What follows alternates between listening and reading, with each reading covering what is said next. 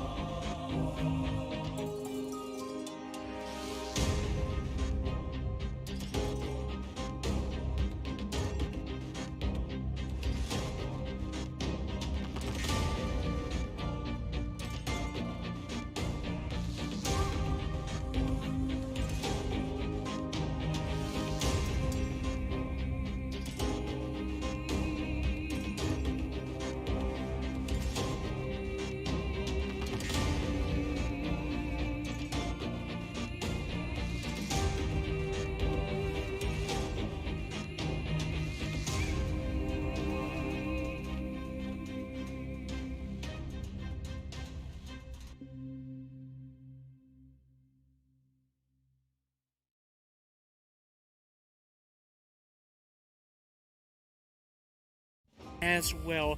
Very terrifying moments here in the lower bracket. Are they ready to survive Alliance? Nico Baby himself? Well, my friends, we're about to find out. The time has finally come. Please welcome our other team, their opponents! I think it's Peachy Gaming.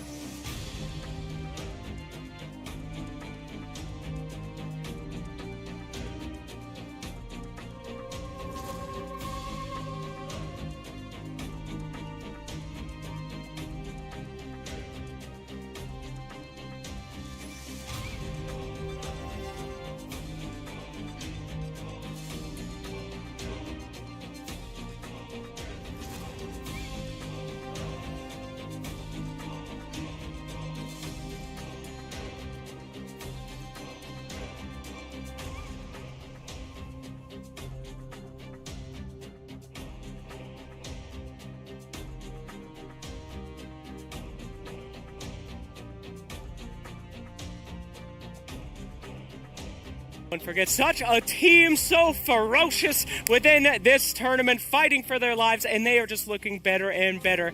But, ladies and gentlemen, I know one group of guys who never mess up. It is these beautiful panelists and analysts, and sometimes Rich, over at the ramen station. Let's take a little meal. I can't promise that I won't mess up, but the one thing that I am excited for is to see team spirit after a very, very long and tedious road to get here. They had to play so many games of Dota to actually do it.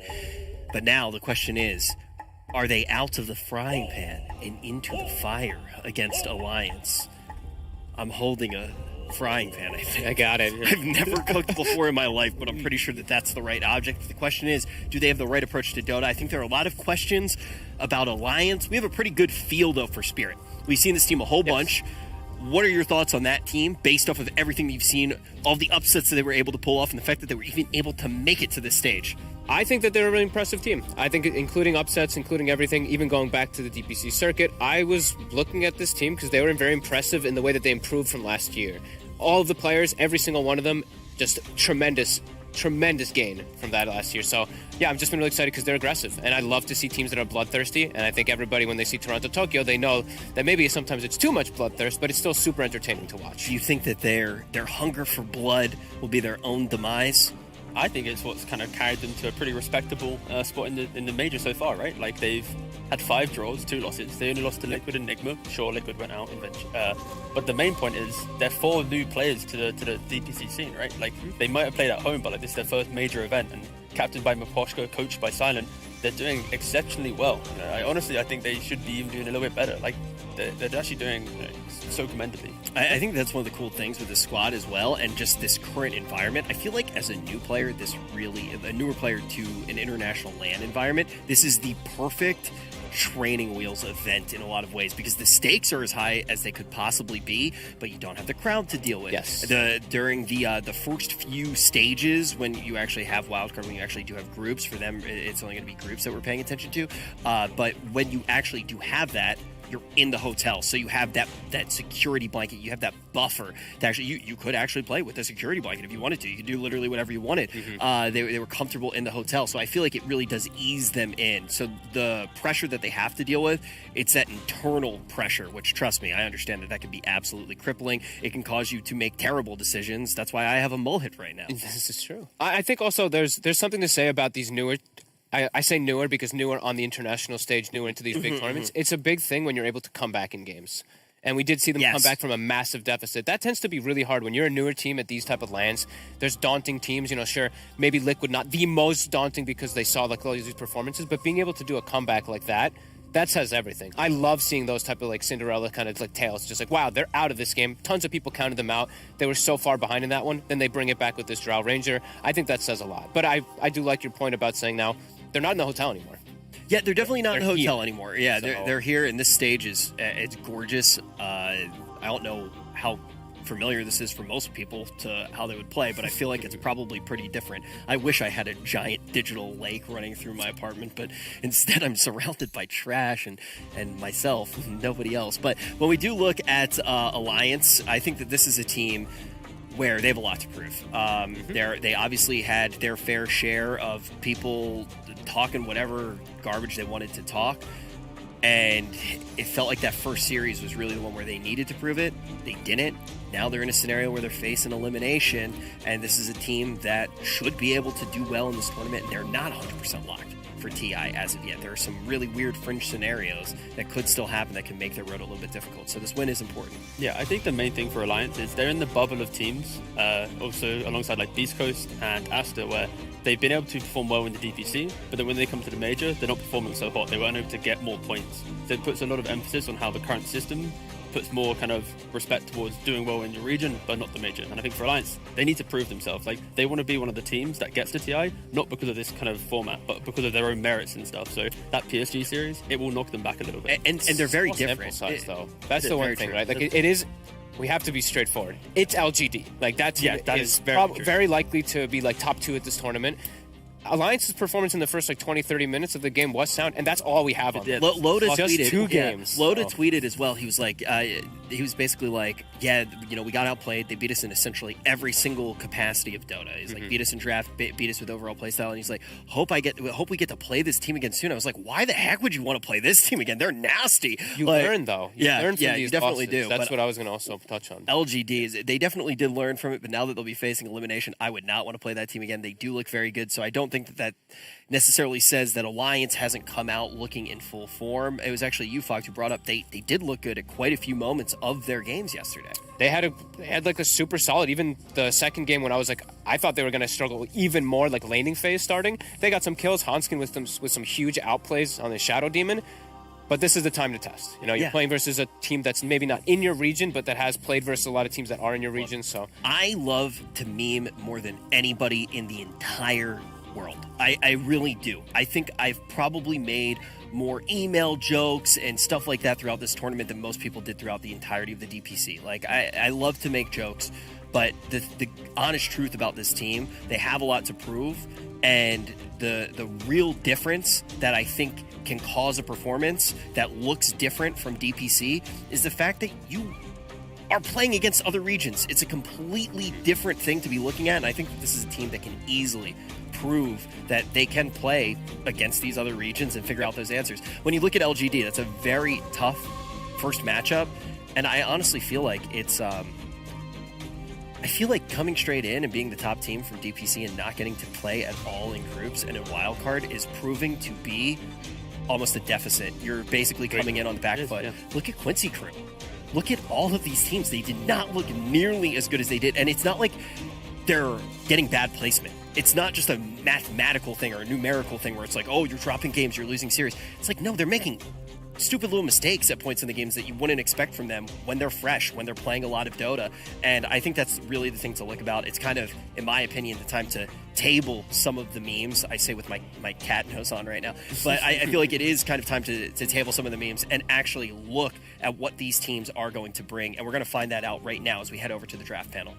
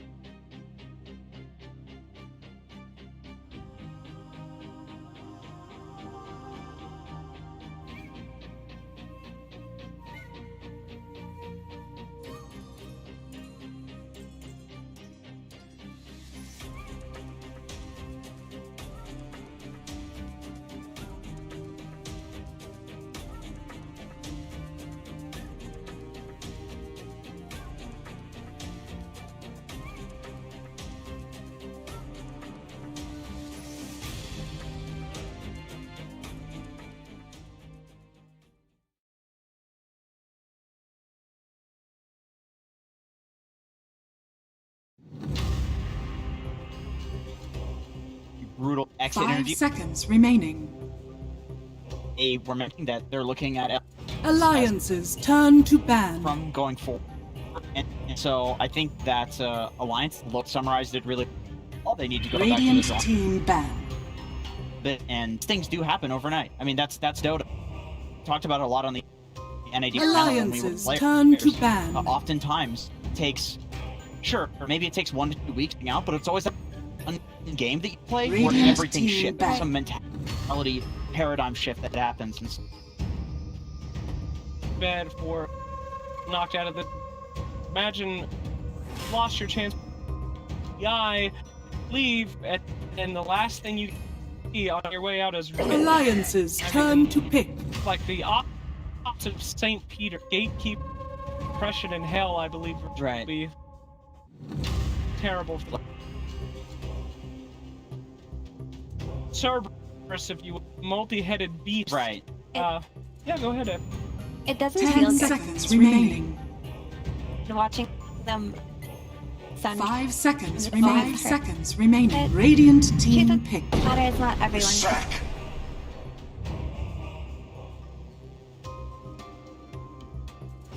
I would like for everyone to well at the end of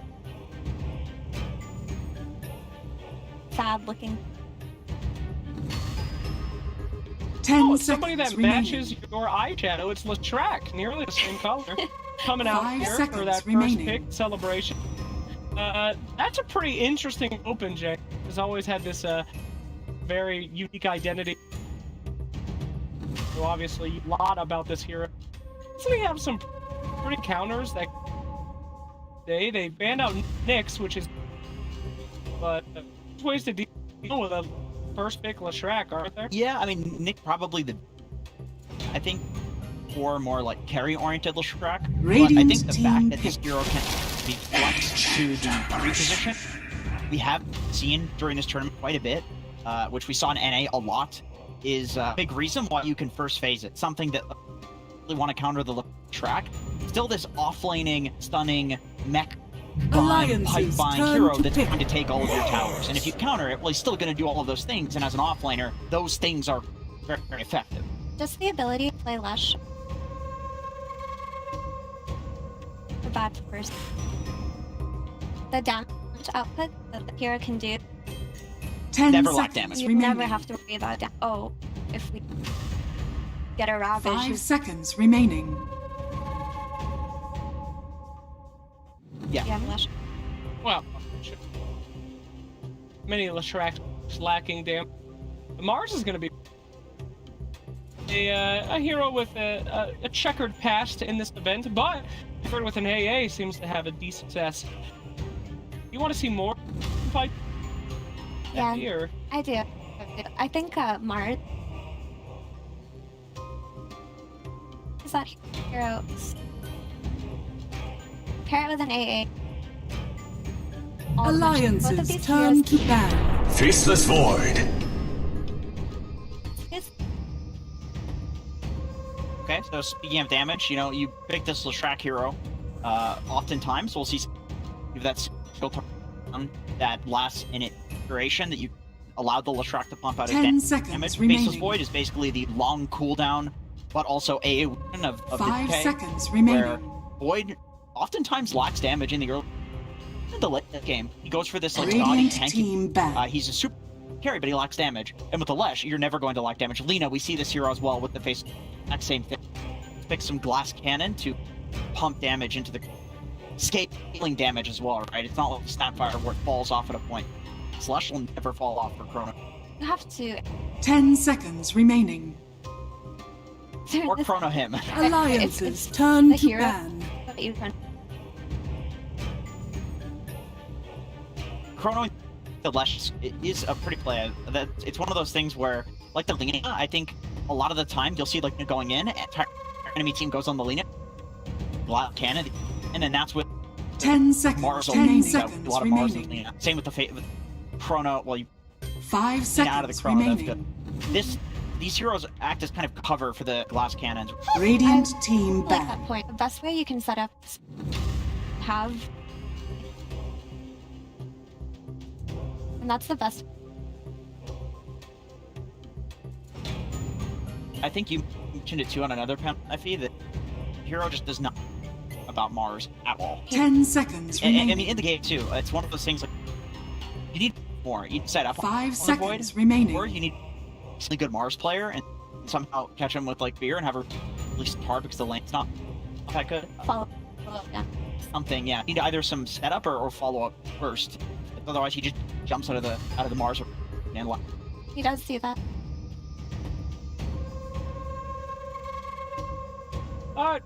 So isn't A kind of a setup, you know? No? Beat on him and pin him, and then he. I mean, it's not an insta hex or a stun, but That's true. something. It's some combo. It's some extra damage. I mean, the cool thing about the AA now, I don't Alliances like this turn happen, to but it just ban. becomes really obvious when that if you AAQ and then stun somebody and then Mars Spear, you have another A at the end of it, and so you just have this like 10-second stun duration if you can combo it, which obviously hero like Void can just jump out of it. If you have some other disable, yes, the AA 10 is seconds definitely something that remaining. can be follow-up stun if you have. Absolutely. 5 that's seconds remaining. Last Of course. the Mars. So, will he there? Probably not.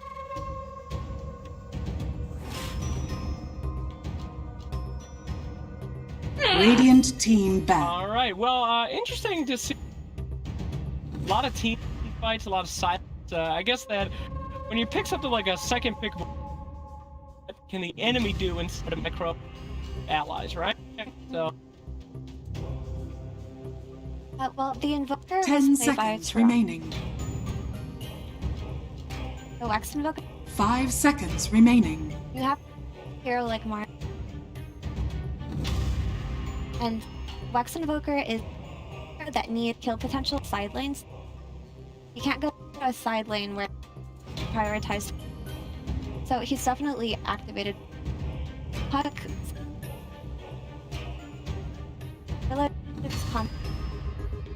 Probably just On your tempo point as well, you always want to play these high tempo. Another reason we see like, Drow Ranger. Question is like, well, don't you just Drow? Yeah, you do. But Drow run at towers when Chrono Radiant wants to go the team exact same thing. You're waiting for absolute cooldown. if Void uses Chrono, you just have 2 minutes of free space to run around the map, murdering every. Puck is very similar. And now that you mentioned the route, they did. So I'm curious.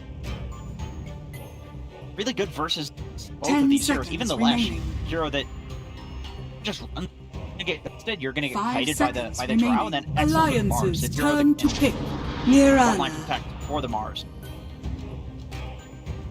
I was wondering, Flax, when Mira play. Even on the DL, only analysts like you could remember such facts there. Of 10 course, seconds Mira, remaining. that's my name. Like, Mira, why? Does that you, by the way, when 5 you see seconds that remaining. player? No, I'm absolutely happy. Every time I hear the caster say, "What a good play by Mira," I'm like, right? Yeah, you gotta clip those and put them on your stream. Right? One time, Dennis was like, "Whoa, Mira's such a genius player," and I was sitting there like, "Yeah, absolutely." But the team spirit, I was talking about you. Oh, Take the compliment. damn, Oh. I didn't know. That's cool. Gracious. That's very cool. But yeah, so Miranda's a very good follow. We were talking about follow-ups. Radiant team pick. The worst against Void. I mean, he does a nice chrono, and then you just get that arrow on top of your team. Heaven forbid he's super done by it. He will sidestep it. He's max moves. Well, he should.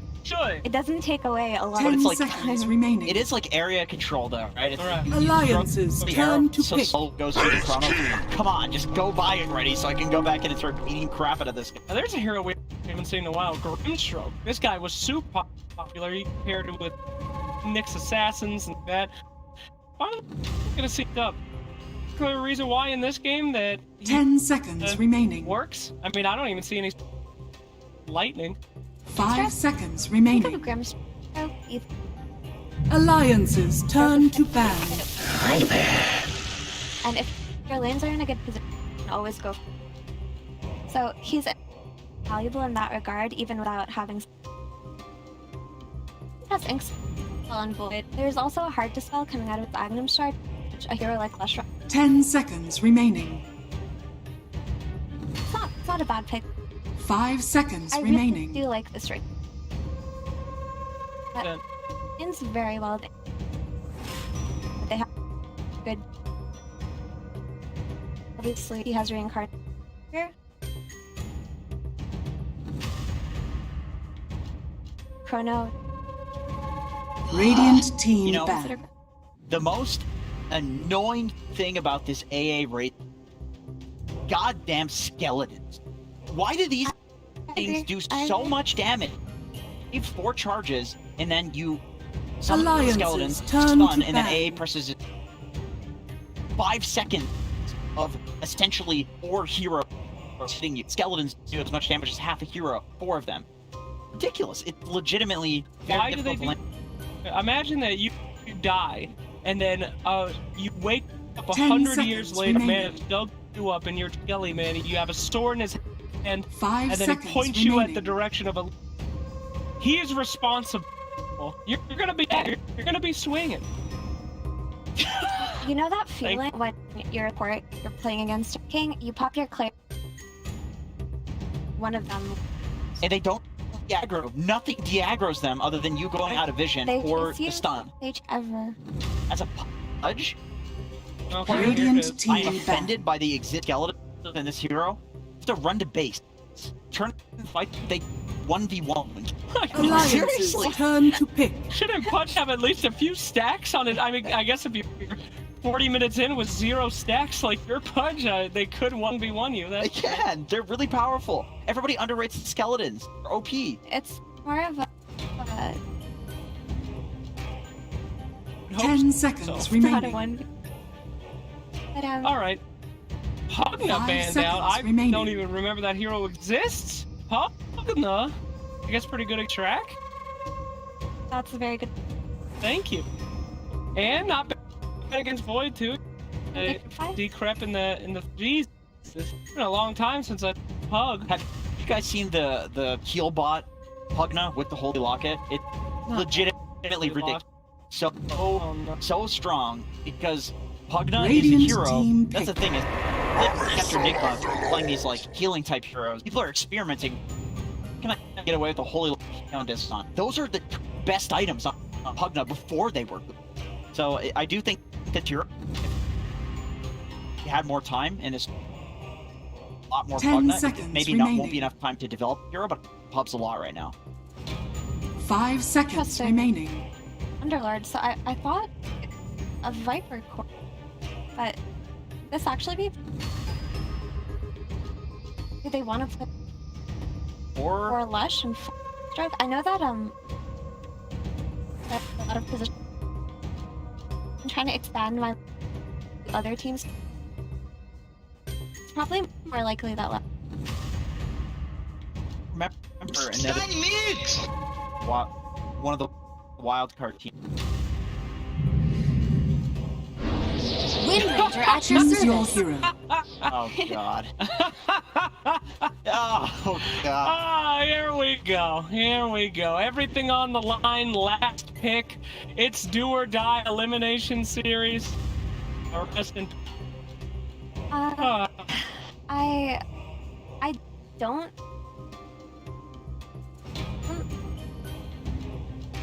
Are there looking win? There are, yeah, absolutely. There are good-looking Wind Ranger. A hero like Lush who builds that as a Wind Ranger, you don't like the. You don't like playing. So I'm not really. 10 seconds remaining. All in on this. Math. 5 seconds Any my remaining. thoughts here? I think it looked like a really Wraith King, and with these last two picks, Viper and Under, Skeletons definitely die to the Under, not a hero that. Well, all right, Effie. It looks like we have a little bit more time. Final thoughts? I'm just trying to. Alliance would ever wacky like. I think it's a 4 and 5 Grim. Out of that's me. You're not the only one upset by this draft. Okay, well, let's see how quickly Alliance can win versus the last pick Wind Ranger. Very excited to see this one go down. Let's pass it over to our casters for a completely unbiased cast. That is technically true. Thank you, panel and Sir Action Slacks. Suns fan here with Cinderin matching pink, as we can see. My God, that is a very bright and vivid color. But you specifically came into makeup today, and you were like, "Hello, I would like to have pink hair everywhere." Well, That's what happened. They did give me an option of 3 colors, and I did choose pink. The other two. Yellow, and I don't remember the third. Okay. I don't remember colors. It's one of my deficiencies. Since Cinderin, though, we have game number 1 of this best of 3 between Alliance and Team Spirit, and we've cast a lot of Team Spirit, so we're pretty comfortable with what they have to offer. Alliance, again, we've talked about so many times, they haven't gotten to play a whole lot. They got destroyed in the first round versus PSG LGD, probably the worst matchup for them. Yeah. What are you expecting? That was a tough draw for sure. One of the 2 strongest teams in the tournament right now. It sucks. Yeah, we'll see. So, obviously, in that PSG LGD series, Alliance, especially in game number 1, did not look too shabby, but ultimately they did get just a little bit outclassed. Yeah. And just LGD had a very good understanding of how to delay the game when the Alliance were looking strong. Team Spirit not at PSG LGD's level based on what we've seen in groups. So going into the series, I personally think it's going to be close. Just because Team Spirit really won me over during the groups. I think they had a lot of great performances in individual games. They got, I believe, a draw against EG, Vici Gaming, and I think PSG LGD, well, actually they draw that series as well. So they definitely have it in them. And considering they got like 5 draws in groups, what happens in the 3rd game is what we would have to see in that case. That's true. We have no idea how they perform in that 3rd and crucial game, huh? I didn't even think about that. But we have, I mean, the thing, again, I'm just going to bring this up over and over, going to beating that horse here. Team Spirit loves to pick these kind of off-meta heroes. The battle begins. I don't know if Wind Ranger will constitute or count as that. I mean, for Slacks, it's always out of meta, I suppose. What are your thoughts on this hero in this game? It's going to be on Toronto, Tokyo for that mid matchup. Yeah, it seems like they specifically picked this hero because they like the matchups. Windranger notoriously one of the best laners against Viper because everything it does that kills mid is auto attack base and you have Windrun. So once you hit level 6, you can even pressure and try to kill Viper if you get level 6 before Viper does, especially. You can see, with this matchup, he's not even good to skill poison attack. He starts out with corrosive skin, and he's just trying to get some CS. He'll get the first range creep denied, however. So he also has the most hideous cosmetic set in the entire game, not just for Viper, for any hero. This thing is an absolute abomination. Imagine being a dinosaur, and you have to look at this every day. Is that what dinosaurs look like? Full size. I don't know. It's like a pterodactyl or something? Like the panel predicted, it is going to support Lesh and Grim. Lesh racking the position 4 in this instance, being played by Hanskin. A hero that we've seen quite a bit in this, but I think every game we've seen has been 4. It's been 3 and 2. Yeah. I believe every single time. So this is refreshing. I'm personally a really big fan of the hero as a support. But I don't think it has been necessarily the best collapse. Yeah, that last right stick wasn't on its first plug on the Alliance. Not expect that time dilation level 1 probably from Nico. The Inkswell will come out, doesn't look like it's going to connect.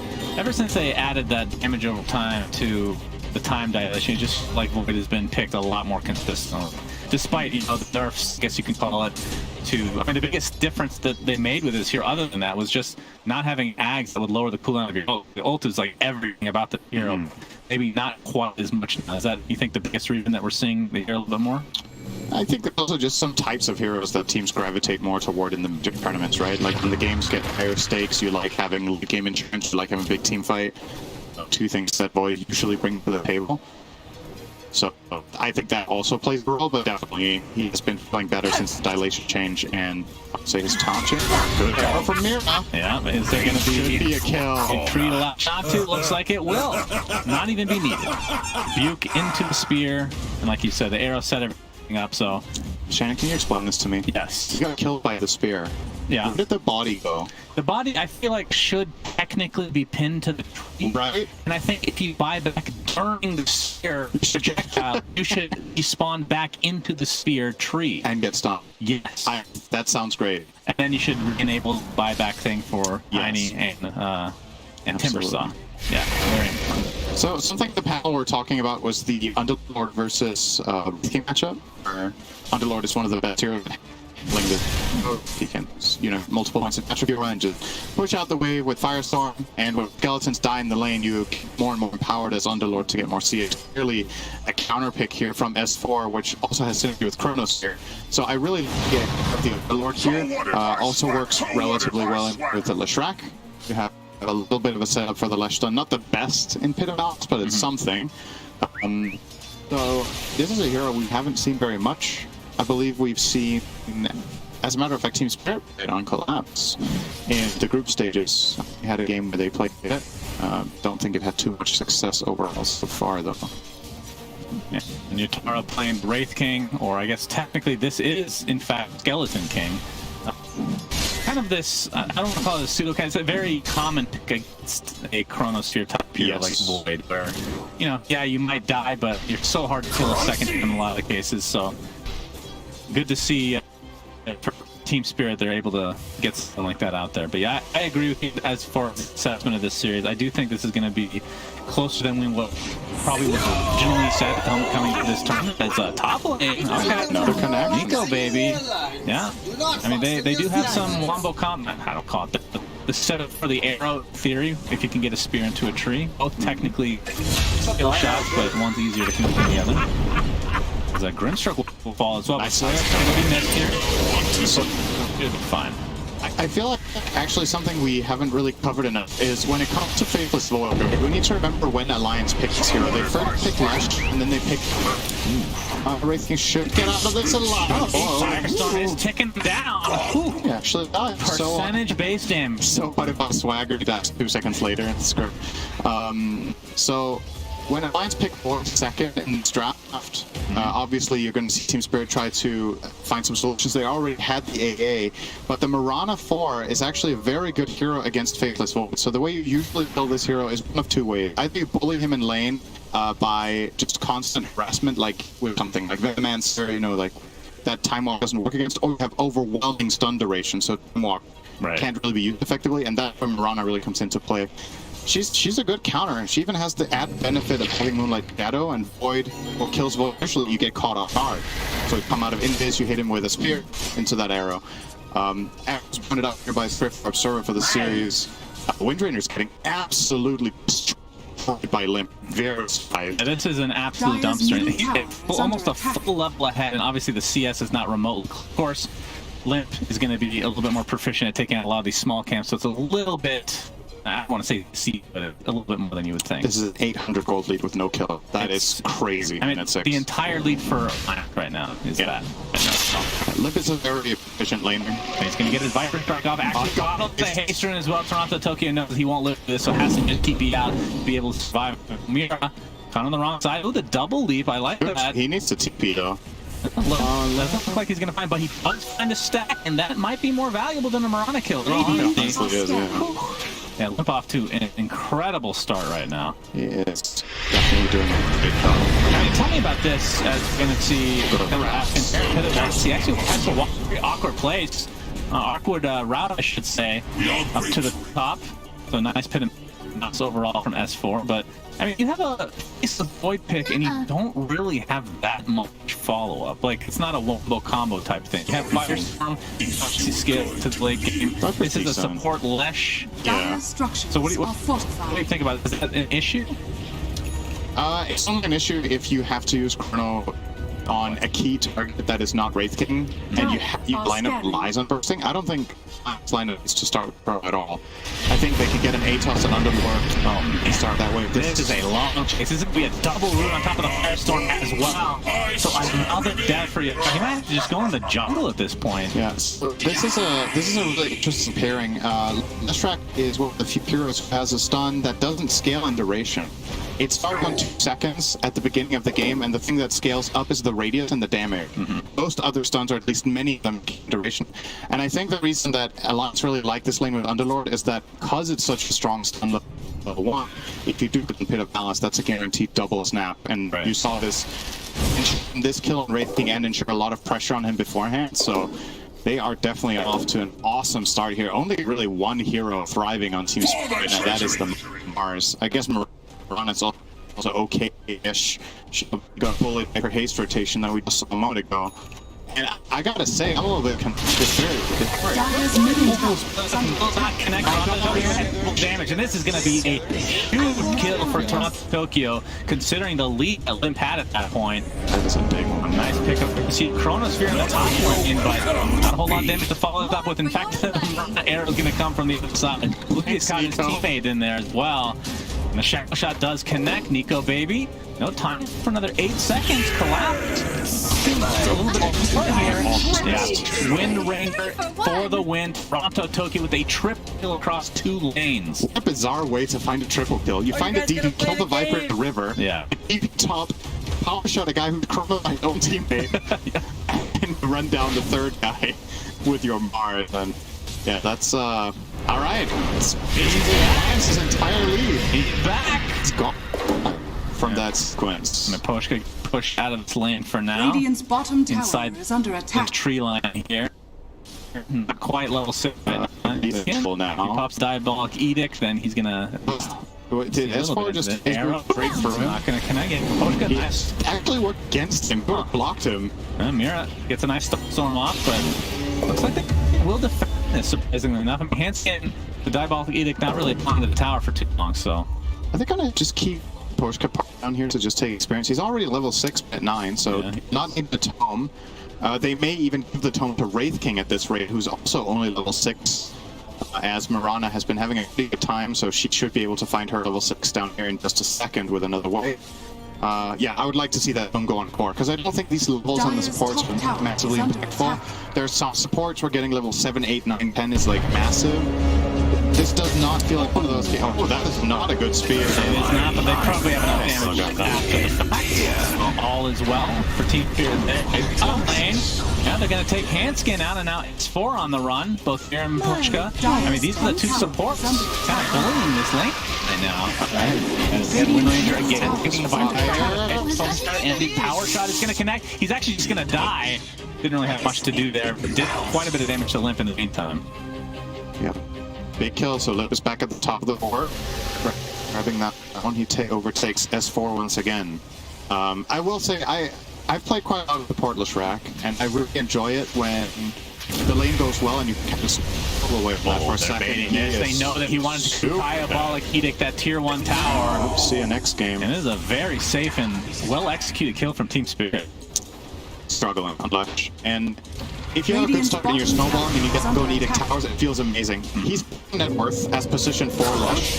This hero does not play well from behind. Ooh, the bash into the aim as well, and with Limp here, that's going to be a clean kill for Alliance this time around. Nico's going Maelstrom. I'm not sure what guides you as Void between Midas Maelstrom, Mask of Madness, and Battle Fury. I think Battle Fury just is not in fashion right now. It's too slow. But I wonder what the reasoning is for not rushing off or Midas with the start of the game. He feels like he's a little bit too far behind. Maybe he thinks they need the damage in early fights from the Maelstrom. He will get Mask of Madness after this, I'm almost certain. But sometimes you see them bought in reverse order. Yeah, I mean, Toronto, Tokyo going for, I mean, the Maelstrom as well, so that's way understandable. I feel like that's almost always the first step for these mid-Wind Rangers anyway. Yeah, it's either that or Javelin to BK. Those are the two primary calls. Collapse and company are smoke now. He doesn't quite have his Blink Dagger, about 300 off finishing that. But if they can get a nice kill here in enemy, see if they have stacks available to take. Good smoke here from FNG. Yeah, FNG gets silence up to start things off. Ixwell will connect. He might get by the cold feet and help, but the magic damage is going to be way too much to deal with. But they'll take that. It was a good smoke break, and then he just ran into them and died. I don't even know if he had to die there. I think the smoke would have been enough. But he might not be 100% sure he protects his core, so he leads the enemy team astray, and the big boy, Void, well, he's not the big boy right now, but goal is for him to become the big boy. Yep, that's indeed the boys. Griff Underlord is a very big boy. Let's go back to this conversation about not having a huge amount of follow-up in the front of this, because I feel like, correct me if I'm wrong here, Void is kind of, I feel you just need a bunch of items where you can actually kill people yourself in Chronosphere. So usually, if you have a team that is like a Cataclysm or some crazy spell like that, AA even, you can help, get some Chronospheres in the meantime to see part of that, but they don't really have that. So what's the plan here exactly from Alliance from their perspective? I think the plan is to start fights with the Underlord Atos. That's the timing they're waiting for. S4 is relatively close to it. You can Atos into Pit of Malice, Firestorm on top, and Viper's Nether Toxin. It's actually a kill combo. It does so much damage when they stay in this forever. I want to say Pit of Malice into Atos into second snap of Malice is like about 5 seconds total route. That is enough to get Nether Toxin to max DPS. And that hurts a hell of a lot, and you're obviously going to put Viper Strike on top of it. So that's how you're going to start fights.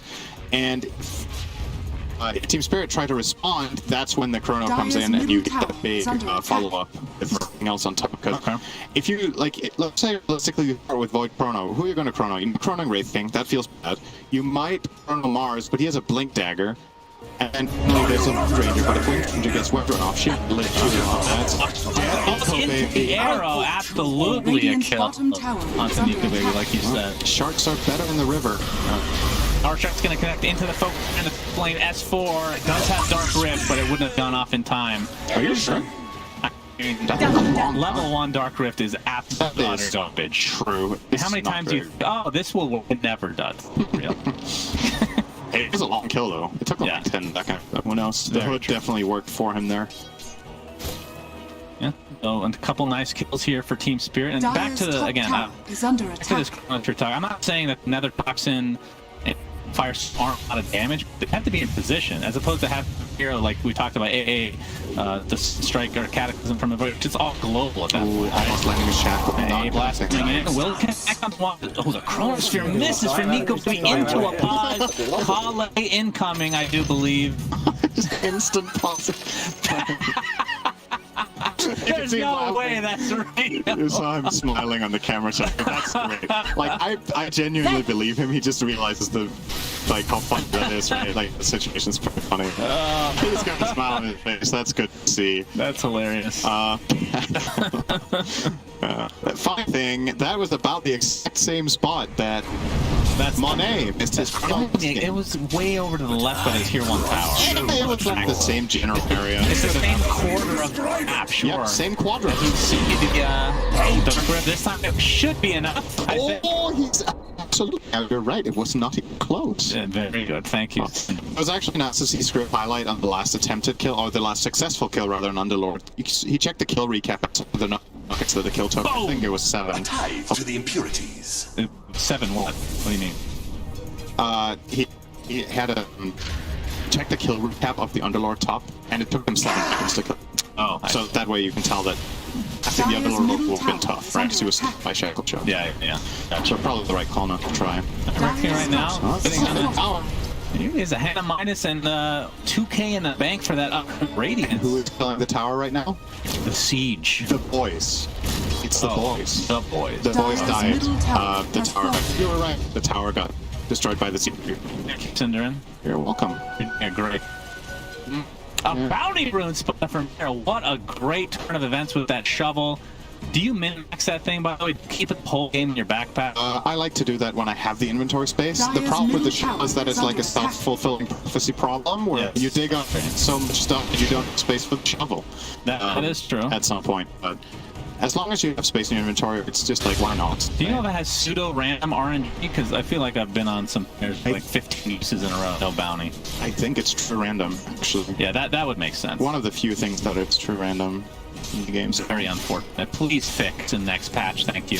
I'm sucker for Dota. This would be a huge kill. Yataro has 3,200 in the bank. I have to buy no, he's fine. It's just not happening. Yeah. They need Underlord. Okay, that's Blast coming in. It will not help anybody. Looks like they might still want to fight here. Santatoki's getting a double Atos. Atos there with that Soul Mind. FH is not going to be able to connect on his Inkswell, and just like that, wow, he's actually taking so much.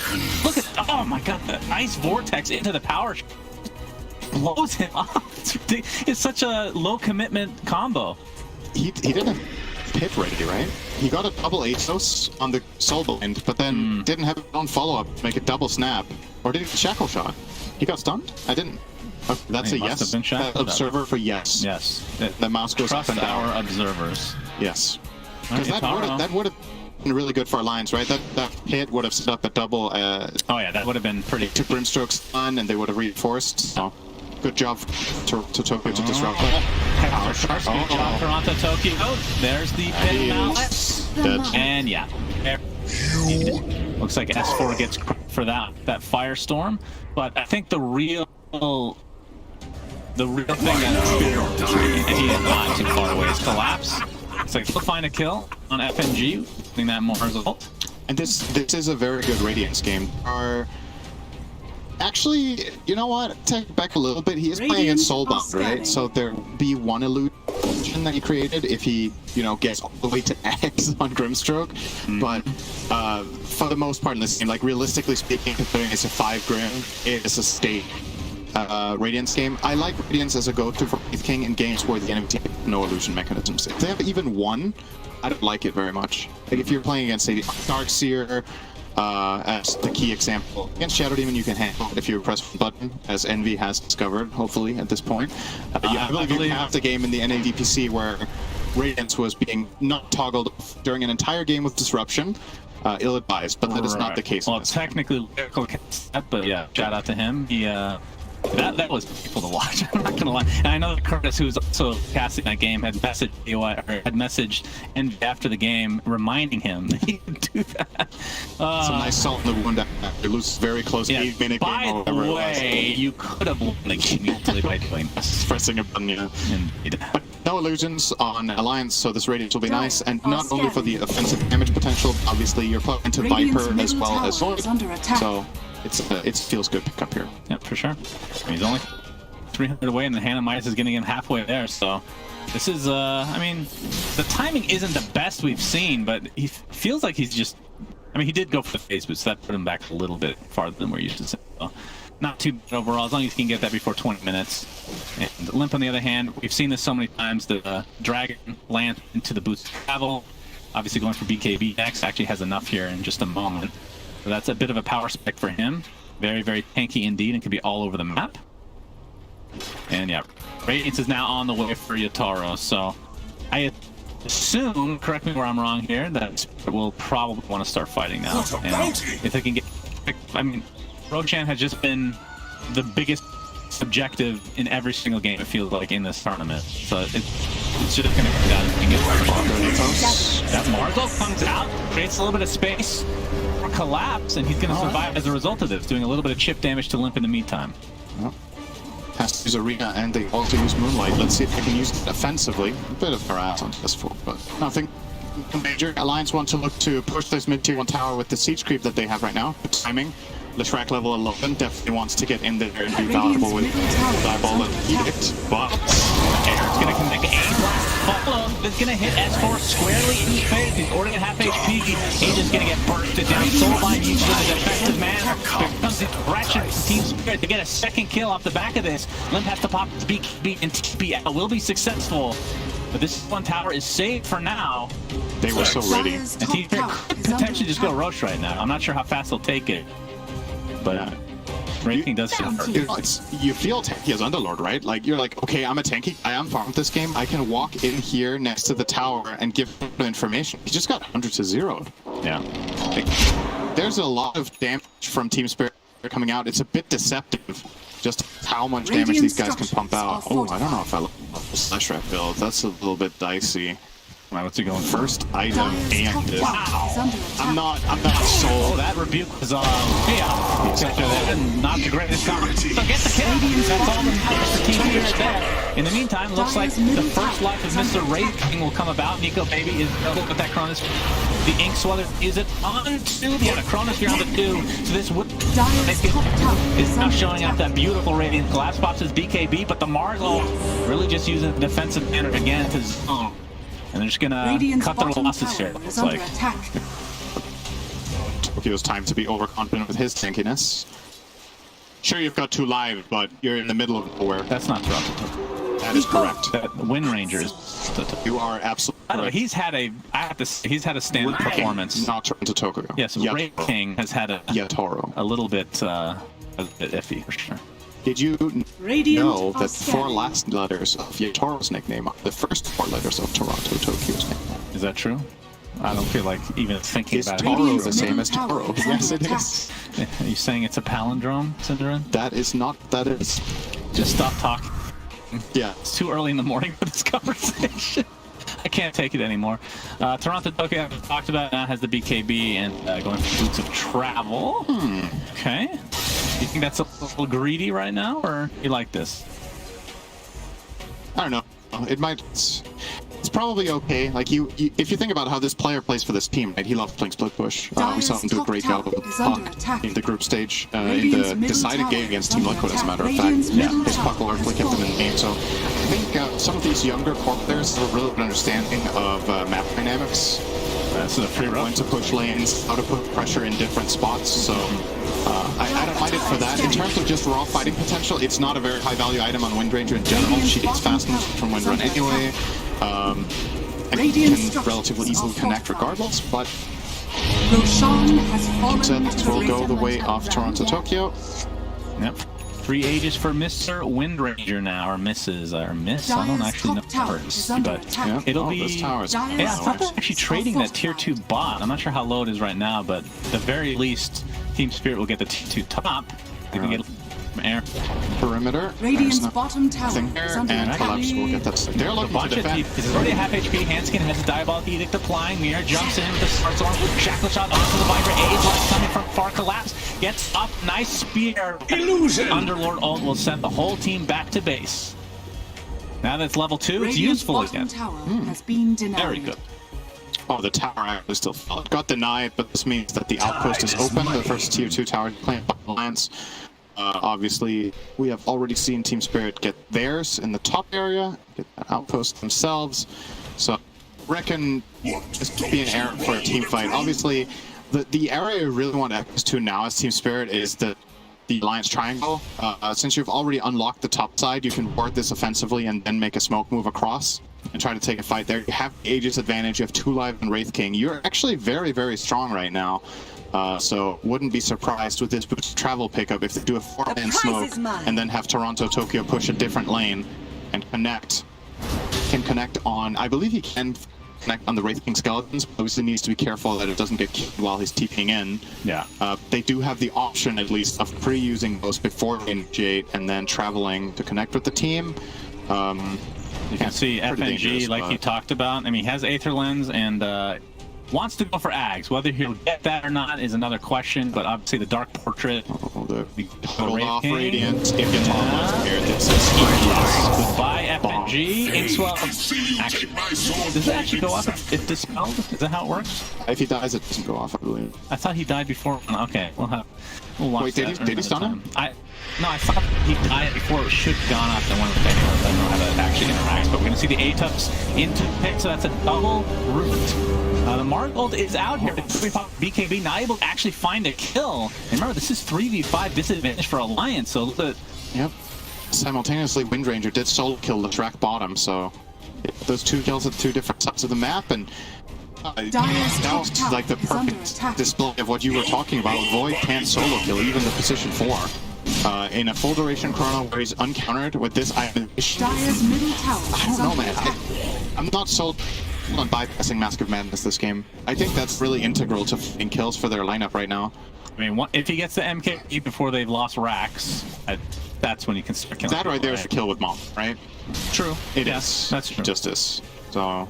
Alright, Utara getting chased. Has his level 3 ultimate now, so it's going to be really annoying to deal with. He just is not on him right now. See if they can burst him down. Be able to do something pretty easily on the outskirts of this hit of Alice.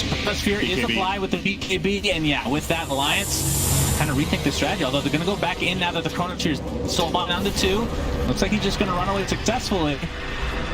And the root does connect onto Mira, but walking away successfully. Collapse with that blink. Result for 7 seconds, so bit of a spicy situation here for Team Spirit. Again, Yatoro just really posing on the map in a position that he's not really covered in. So I don't know if this is like intentional mind games, if he's kind of just overextending a little bit. Sure, he got away with murder there, but I don't know if you could just give him full credit for knowing that he was fine.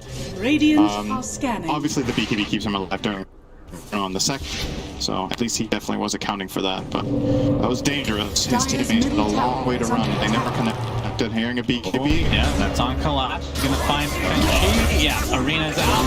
Speaker connects and down he goes. So a support kill, of course, we've talked about this sometimes. Margold, even at this stage of the game, I mean, it's a low cooldown, so just using it to get 1 pickup, even if it's on position 5, is perfectly fine. It's not like a Ravage or anything like that. Radiant's bottom tower is also going down. Radiant's tower has been warded 20 wards. Is that real? Is he just placing sentries in the fountain and denying them and casting ice blasts? Is that a real stat? Has he? What? I don't know if that's real. I mean, if you combine ups and sentries, dewarding 20 wards in 28 minutes is... Yeah, that's not possible. A Guinness World Record. Does Guinness do Dota World Records? I'm not sure. I think Dota has been in the Guinness Book of Records before. Yeah, but for like biggest prize pool prize or something like that. Either that or on average least happy player or something like that. The crit one goes. Yeah. There's nothing to shackle through there. Will not connect. The Alliance are more scared of the Ranger. I believe timer at the top right, unless they... Yeah, it's not correct, so it is expended now. And the Dark Rift... Will they? Yeah, they'll be able to get out easily here. It still is the way the game is developing really is Team Spirit. Arena into the spear, and Utaro's here with the stun as well. This looks like an easy kill onto the BKB. Will this be enough? It looks like Spike survived the activation. He's going to get it on and right on the back of that head despite his BKB. Ends up being a wasted charge and a pretty high value kill for Team Spirit. I was sure he was going to die before he even got BKB in 1 punch, but just barely. Oh, okay. Go back to Void here, Mr. Spec, if you could real quick.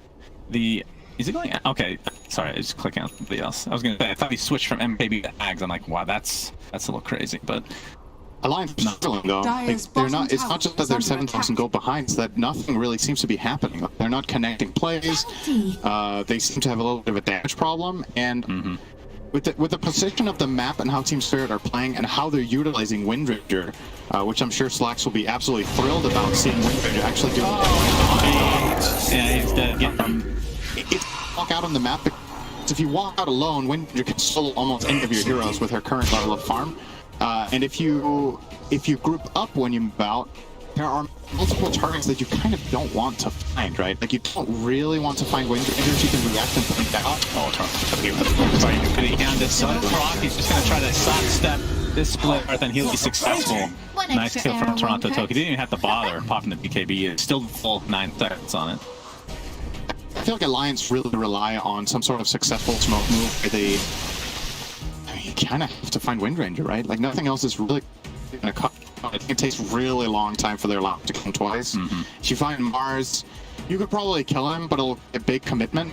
And your map is just really, you're kind of strangled on the map right now. Like, they're controlling your triangle. You feel like you can't really access it. Wind Ranger is moving completely freely because of this bot's pickup. Going from lane to lane, whatever way she pleases. I don't know. Alliance seem intimidated. Like, they're waiting for something. I don't think it gets easier. Yeah. Wraith King, Yatoro picks up an assault us. I mean, I feel like with all these items he's building, we've talked about this before, but the Dark Port potential from FNG, if he's able to get that, it becomes even stronger. That is both true. with Radiance and Assault. He's about 1,800 from finishing that. But yeah, 11k net worth advantage for Team Spirit. Now, as we're going to see a smoke here from Alliance. They have everything online. See if they can get this wombo combo going, with their version is the Nether Toxin and Firestorm, namely into Soulbind. We're in a tough spot now for Alliance, right?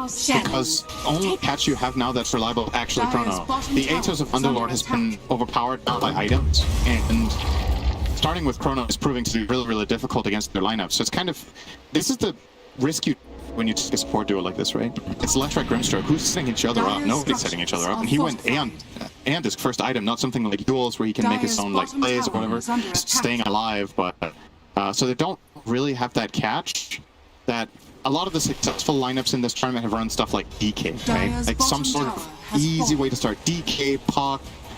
It's kind of heroes that just commits something to start. Even Mars with the it's not Chronosphere tier in how crucial it is to land correctly and it deals damage, which is something Void can't say for himself with the Chrono. So they smoked just nothing. They found nothing. Yeah, they smoked out, and then Team Spirit scanned them around the pit because they thought they were going for an early roach. They obviously found that that's not the case. Now, a counter scan from Alliance, basically in the same area, was successful as well.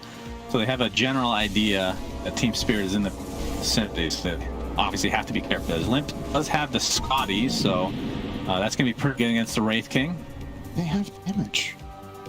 I don't know, man. Can Alliance kill a single BKB hero? Let's say A had a BKB. Would it die in Chrono if it BKB'd right now? A?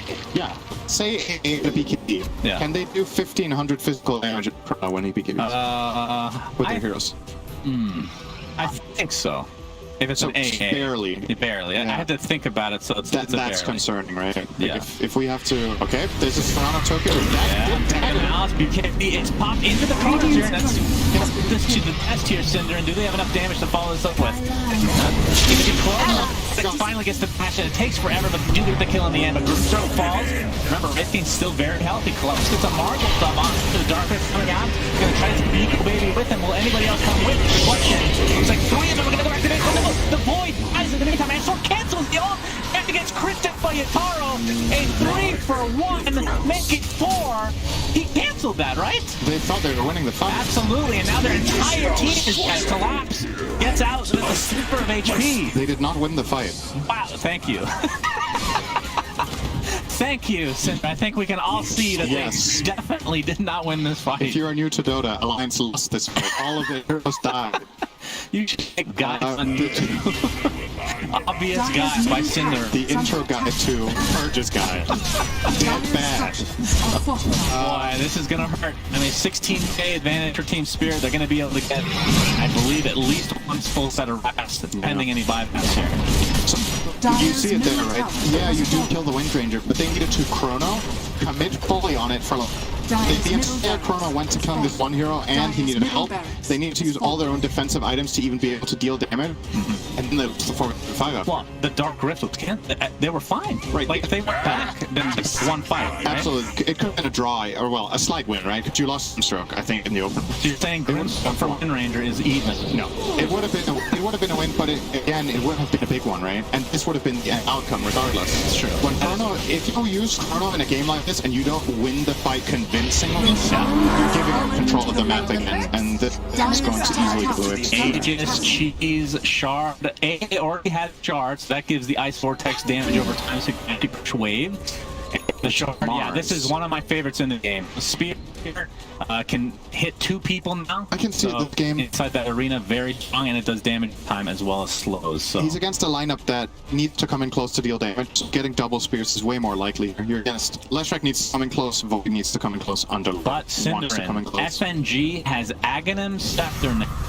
That is true. This is Dark Portrait. So you can just, it's a single target spell to an enemy here, will be Wraith King. It creates a very powerful illusion. It does more damage, theoretically, than Wraith King himself. That is true. Well, depending on what items he has. Yes, that is true. There's a lot of damage, very strong. And they have, obviously, the natural synergy of having Dark Rift with Dark Portrait. So if you're into any sort of Pokemon, this is a very strong synergy. Somehow. Yes, they definitely see you create illusion and TP away everybody. Very good synergy. And then you cancel it. Well, we've seen that. It didn't work out too well with Alliance. Here comes the high ground. Indeed. So 21k network now. And the plays work here. are tanking. You can see the Spear of Mars Shard doing work on the trees in that top area. Leshrac with the Shard is start these pulsing split earths. Yeah, Leshrac has that really annoying Shard. Everybody seems to love this thing. That is one thing Alliance's lineup is very good at, I will say. It is amazing when fights are contained in one area.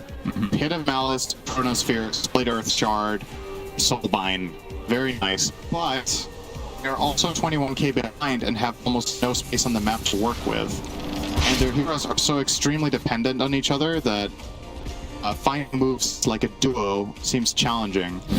What 2 heroes are you going to go with to find a kill on Wraith, to find a kill on Mars, to find a kill on Wind Ranger? It's impossible to see it without Chrono. It feels like a necessity for every given Needs to be here, yeah.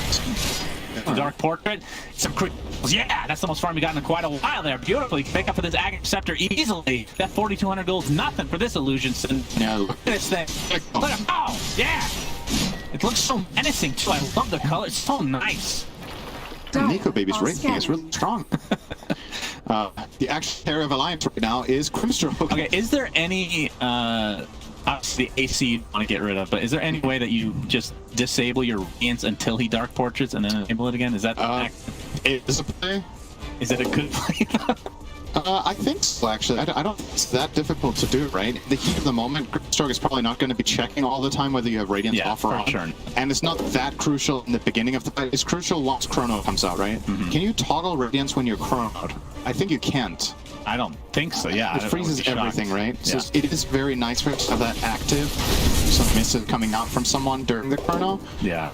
But either way, I wouldn't be too concerned for Team Spirit right now. You saw Alliance, yeah, they get kill on Wraith there. Use their strength against them, young man. They take his ulti off and force the BKB, but that was like a 4-man rotation into their own triangle and get the triangle back.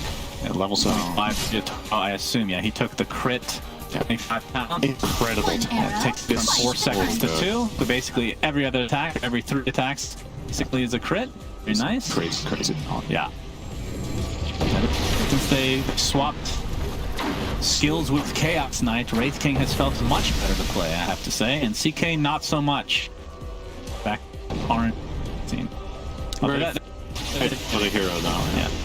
His ult, I don't think gives an extra illusion a percentage of the time anymore. So technically, not all skills have RNG. I think his win rate is random though. That's true. It's usually on the downside though, so maybe it's not as random. Whenever you go into the game and you check inside the game, you check the heroes tab to see the win rate for Chaos Knight. It is different every game, so you don't really know. Okay, so it's like a mechanic that I kind of like that. Okay.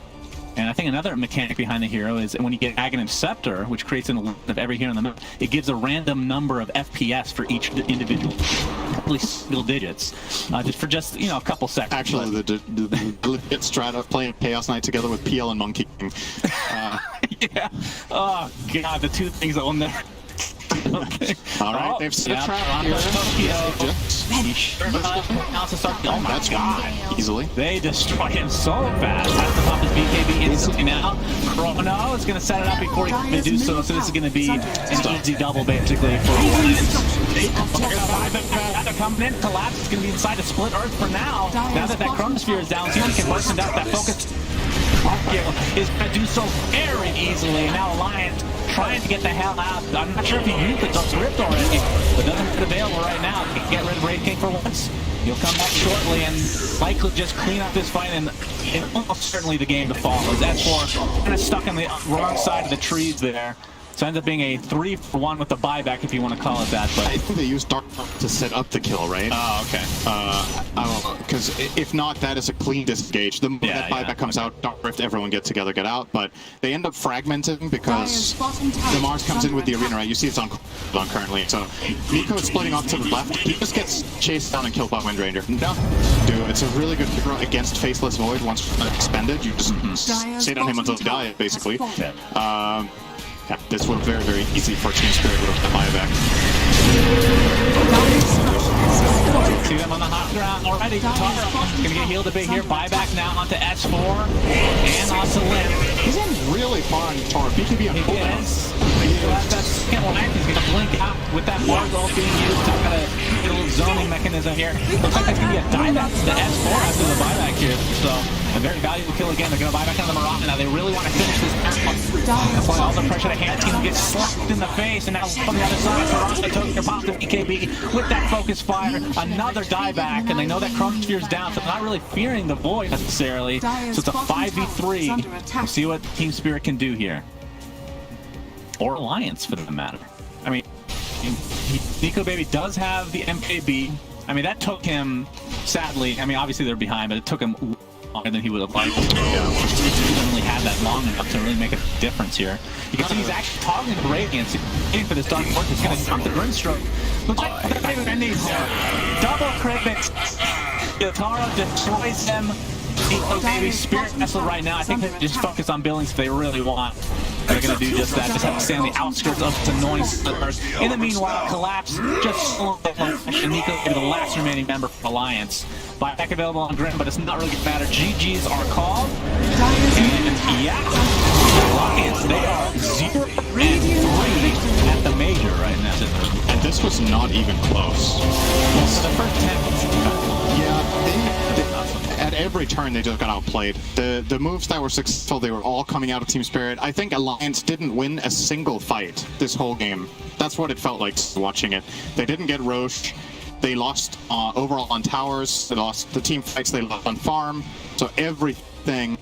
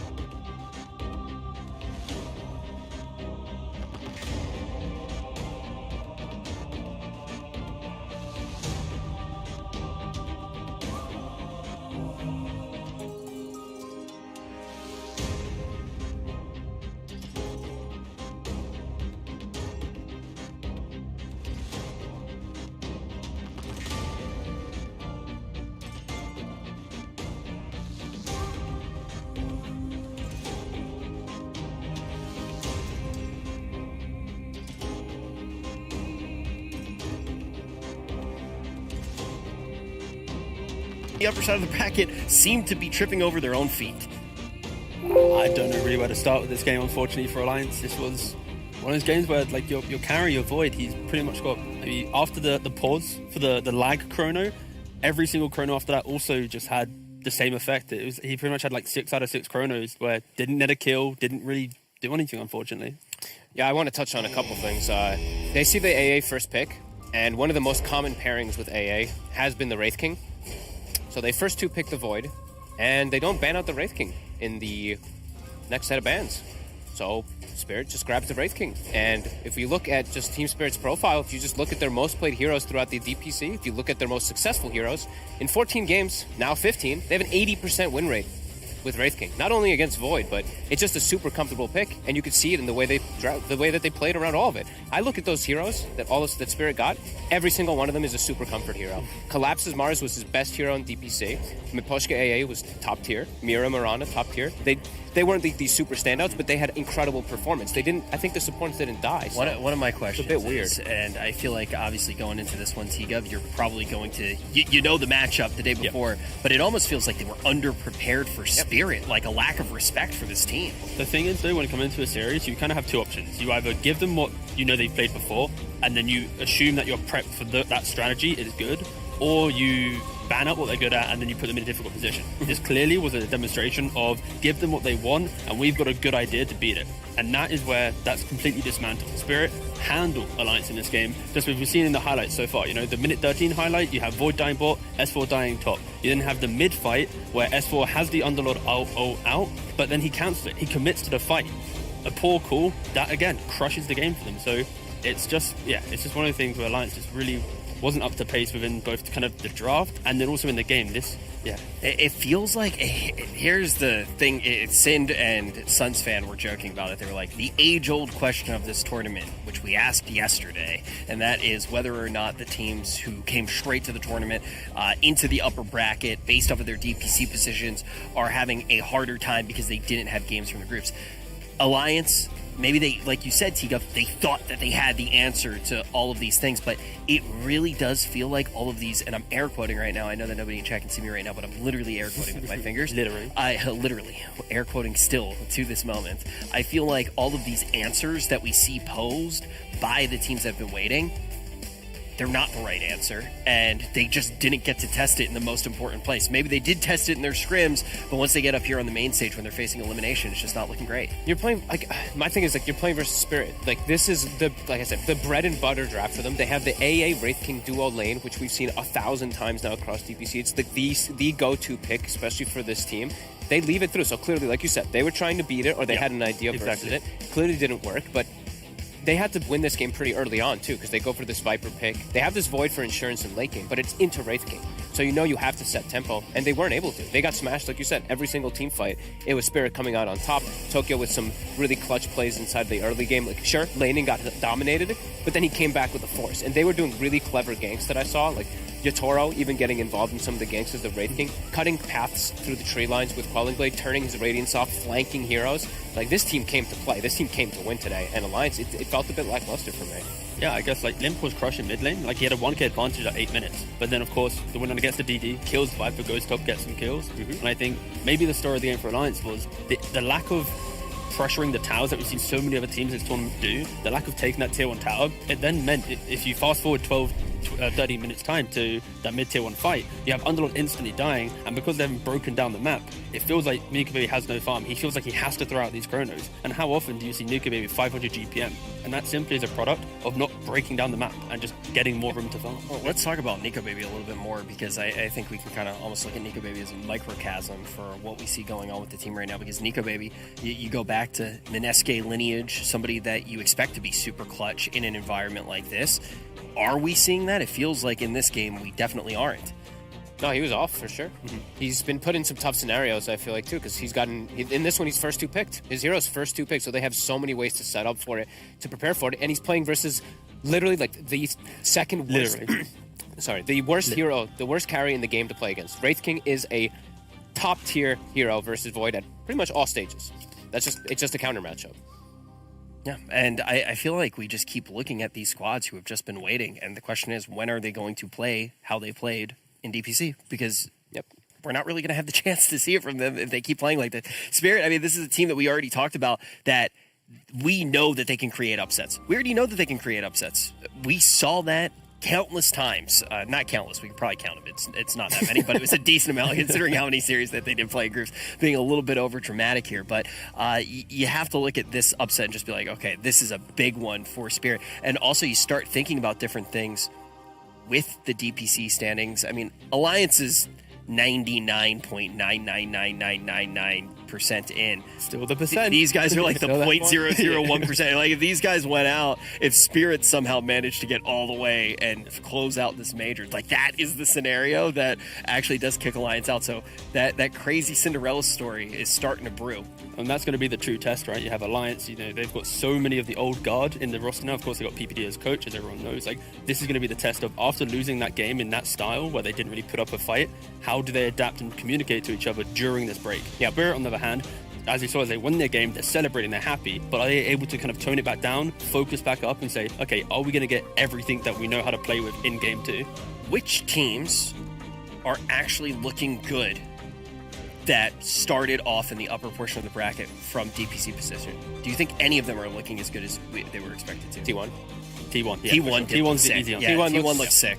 I don't know if it was because Aster underperformed, but T1 came out with an explosive performance, so T1 for me has been the best one. Yeah, and I think with T1 too is the thing with T1 that will be really exciting is, like you said, when we see them play against another team, because they were against a team that was clearly underperforming at least expectations. Yep. And I feel like they also are on the very short list of teams that did start in the upper bracket that aren't making these stupid little mistakes. I feel like we're seeing a lot of the top caliber teams making mistakes that we wouldn't expect, and then you look at the teams that made it out of wild card and they look like top caliber teams, and then you're looking at the teams that made it out of groups and they're not making these mistakes. They're playing really high level Dota. I just want faster paced stuff. Like, I know Nico Baby, he loves to play his star. I know we still like semi-small sample size because they've only played three games. Yeah, but 3 games, yeah. Right, it's like he's played Void and Star, so it's like he needs to, I feel like I just want to see him fighting, because for me, Nico Baby's special isn't his late game prowess, it's his aggression, it's the way that he dominates the map. So I just want to see him playing something totally different, give them a different type of style. I know Limp likes playing these lane dominators, his Vipers, his Tiny, his Death Prophets, even like the DK in some situations. Give me something that can just push. Give me something that can all work together, have synergy, lots of stuns. Also, like Grimstroke, Leshrac, these two support heroes, it's very out of the box. It's very different from what we've been seeing from other teams. I just want to see them maybe go to something that's easier to play, that we have seen from everybody else. Sure, it sucks to just copy stuff sometimes, but if it's working, it's working. Well, it also sucks to throw a copy pasta in without getting to test it, and it's the game that determines your fate in the tournament. Yes. That's something that's a little bit dicey. Like, as much as, yes, it does make sense, and we're talking about off-the-wall picks not really making sense when you haven't had a chance to test them. Now you're facing elimination. Going in with a copy pasta, it could just spell doom. Yeah, and it isn't just draft. Like, that's the other thing too. It's been the play. Like, Alliance is. Yeah. Yesterday, I was actually very impressed. Their first 20 minutes, that first game was top tier. I think they made like 0 mistakes. LGD's just monsters at playing the map. So I feel like go back to that. Go back to that type of play style. Super fast paced, very good and aggressive, good team fight. Don't need to wait for someone to get online forever. So yeah. Okay, yeah, very important things to take a look at, but I do want to talk about the Spirit Squad just a little bit more, because they own. They really do. Yeah. And it's a team where you start looking at them and start thinking about the rest of the tournament. If they make it out of this series, is this a team that you think could make more upsets than just this one? Again, like, if you look at their group stage, they had 5 draws, only 2 losses. Like, even though they think they were 6th or whatever, like, that still is a respectable position, because they just weren't able to close out series. Like, let's say, imagine it's a best of 3 group stage. I think they honestly would have had a much better score. It's just because of best of 2s and their inability to really come in swinging straight away, they were at kind of like the bottom end of the teams. Yeah, I mean, look, no flame. I'm just keeping it 100p on a stack. Skrilla on God. For real. A lot of the teams from Wildcard, they look better than the teams that were waiting. Like, Wildcard looked like higher caliber Dota than we're seeing from the teams that have been waiting in the upper bracket. And now you're seeing some of these squads that went through like those tough groups, went through like all of these tough stages of the tournament, have sharpened their teeth, and they're just chewing through. Every single one of these teams has been waiting there like they're a wet piece of bread. And maybe it is, like we've been always saying, like, Alliance is a shoo-in for TI. maybe they don't have that full-out hunger inside of them, They too. should, though. Like, They they need it. They absolutely have should, to, but, like, yeah. you're seeing Spirit come out with a vigor, Yeah, right? that's Like, they're playing their draft, they're playing their style. They looked hot during DPC. Alliance looked great during DPC, but they've got to come here and do it. I know that they, like, everybody who I've talked to on Alliance really does care. I actually think that fire is going to be there with this team, because they do have something to prove. They have to shut up a lot of the people who are watching Dota right now. For sure. And I feel like trying to make people shut up is one of the biggest driving forces in Dota, even for the analysts. I mean, look what we've been trying to do with Kyle for years. So I know that it can be a really strong driving factor that can make people better. I talked to... I get the pleasure of talking to Peter quite a bit, even like outside of Dota stuff. Great guy, and I talk.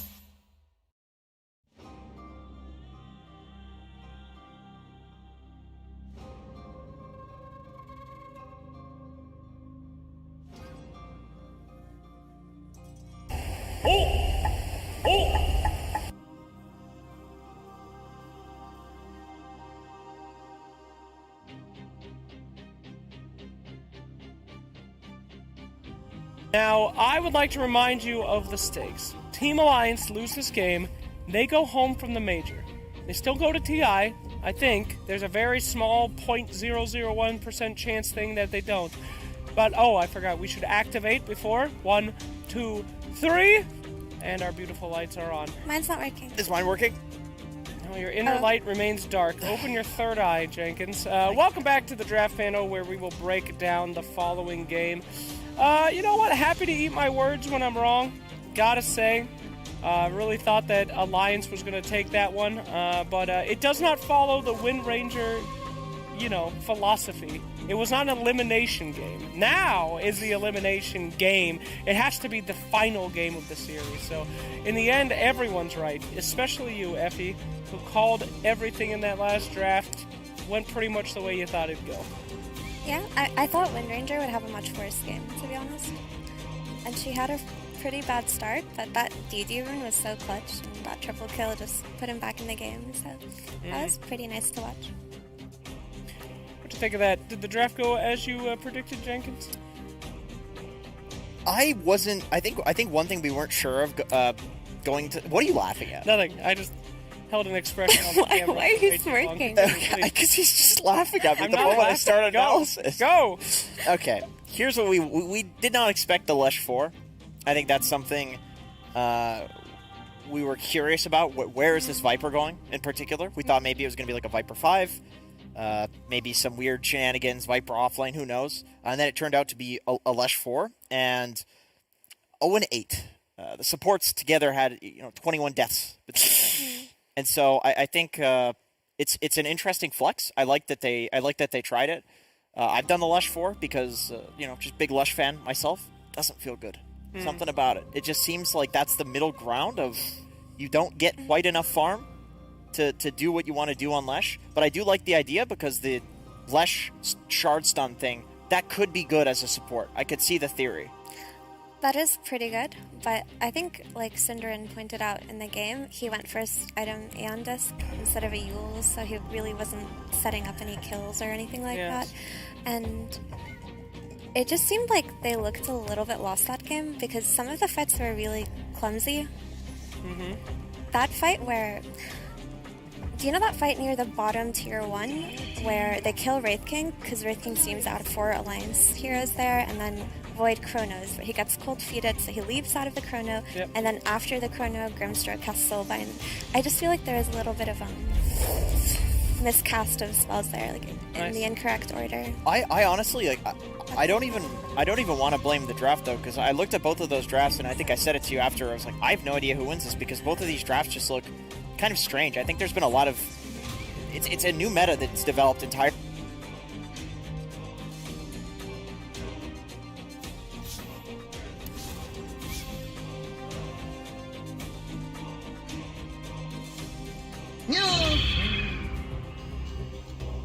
Better Alliance, something that's told them to play better, which would, or maybe something crazy that's. Well, if there's something Alliances turn really to hit. Lion. They like to play for these goths and heroes that sit on side lanes, stand them up. Not very well. There's another one right there. In first phase, one of the arguably the best side lane in their game. Spirit. 10 seconds remaining. Done instant lockdown. No amount of Eon Disc is it. 5 seconds remaining. Get it late. When are we gonna carry Lion? Now I've seen the talent that Alliances turn to pick. Dark Winter Wyvern. Could happen. Let's Shrek open again. Now, this is kind of scary. This didn't work out too well last time. They're gonna go Wyvern. How? Think they're gonna play it as 4 one more time, or might they be trying to trick Team Spirit? Not. I hope not. I hope it's not. I don't think so. I doubt. I mean, I doubt after a game. 5 like that seconds a lot of the time. remain. Dire team back. Knock it off the list. Kuro. Flex it to other roles. You don't put it forward. Flex it to carry too. Tons of carry lushes. Awkward draft here. Lion just showed. Hey guys, did 10 seconds remain. 10 Lion, seconds you've changed, remaining. bro. What happened to you? The hell and back. 5 seconds correct, remaining. Can I just talk a little bit about the lore? I was just gonna comment that. I think go for it. No, please. Go for it. This is literally the analyst panel. Please do your literal job. This better be lore related. The lore. I'm really excited. No, please. Your comment is 1,000 times more important. Okay, I was just gonna comment that Winter Wyvern is a risk pick to start. You pick it so early in the draft. There isn't really. There's like the draft around. Well, it's a deny pick, right? I mean, you taught me that Wyvern's really popular. There's a lot of heroes you can't pick because can't you like not pick Wyvern? Sure, but they haven't really got around to talk. Dire team ban. Alliances turn to ban. I'm just straight up of the opinion Wyverns have. I think that a lot of these heroes that going for these Holy Locket Eon Disc items are extremely strong, just because those items are so now that anybody can get them. So I think a lot of underdeveloped remaining. heroes with those items like Pugna's and others. So I think Wyvern just did some 5 counter initiation, went for the remaining. talent on the frost thing. Dire team the thing is, you puck to jump the backline, so they respond to it instantly with a hero that can just silence the coil somebody in the front line, and then you find the Wyvern on the back line, silence the Wyvern. I suppose a nice potential.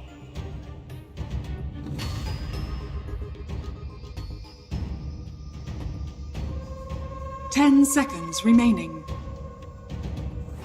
But that could just. 5 seconds remaining. Alliances turn really to ban. You're right about the fact that you can just draft around it. It's also a hero that... What if you pick heroes that are borderline impossible? One of the best heroes to pair with the Warlock is always the Puck. And the reason for that, because... remaining. Not that there's a Warlock in this draft. The reason for it is the way Gotta the Warlock is disengaged. You remaining. can't. So I would imagine that's why they're good against both of them. About the lore. Oh, yes. Well, it's not really about... Lion is all... Imagine, the game of Dota are the two ancient brainwashing past and the present fight on their side. They are an all-powerful ancient that literally resurrect Alliances turn to pick. draft any hero under your mind control. Why would anyone pick Lion?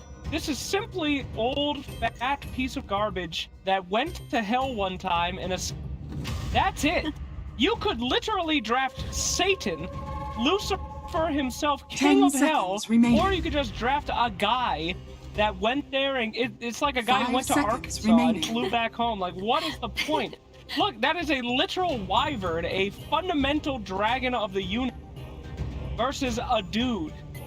Man boob. I don't understand. They're so visible. It's, you know, you say it, it's hard to ignore them. They're just right there. They're right. They're right always in front. there. I mean, now that you mentioned it, I'm looking at the icon. I can't. Whenever I see Lion, I can look at nothing but his. Dire team kick. It's horrifying. He's been pounded down a lot of Chipotle. It's been a rough few years.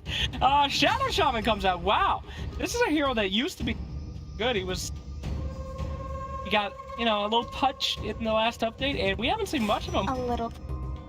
Yeah, but like me, a little touch. What happened there? Why isn't he picked up? 5 seconds remaining.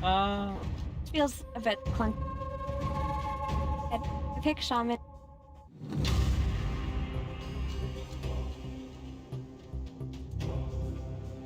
That's pretty much added. Now we know it's a Coilash rack then. You don't have to suffer through an Oh, you know what? This Lesh plus Shadow Shaman lane, beastly lane. You have such an easy setup for the Lesh track, and the amount of damage guys chunk out together, there's borderline nothing. Well, you have to kill them. You need a kill lane. Yeah, if you get kills like around the 5-minute. But I feel like that lane also suffers against them. They're glass cannon. I think so, yeah. Gyrocopter Chaos Knight sort of hero. Something that's a pure, I'm going to murder the offlaner carry. Yeah, I 100. Lesh offlane in general feels really turn to pick. Good carries. And then the Shadow Shaman, same. Very unique drafts coming in. I can't remember the last time we saw. Rubik has fallen off face of the planet. I feel like I cannot remember the last time I saw. You know what? I'm gonna say nobody has any explanation why the hero felt bad. I've asked every single analyst backstage. I'm not a 4 player, so I'm not 100% sure. I just know there are no root pubs. Everybody just says it feels bad, and it's hard to say why. Ages ago, but and it was still good after that. Just little things like that. Dire team pick.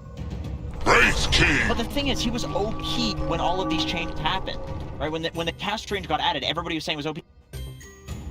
One of those heroes where it's almost like the meta has developed around him, and then he's not a bad hero, but within the meta, he's terrible. Yeah, well, I think the meta used to be 10 seconds remaining. Team finals. Yeah. 5 seconds remaining. Well, okay, it's worth noting, he was bad, right? At the start of the tournament. The meta has completely shifted, so this is why Nigma's picked. I don't think it's fair to come in with that this hero is bad, because he was bad in the late Dire team bad. Crazy holy locket build. People are going for overwhelming team fight. I think there's good stuff to steal here. See, they did run a lot of high sustain long. He's not good at laning against that either, because 10 seconds remaining. Harass you, he doesn't. 5 seconds remaining.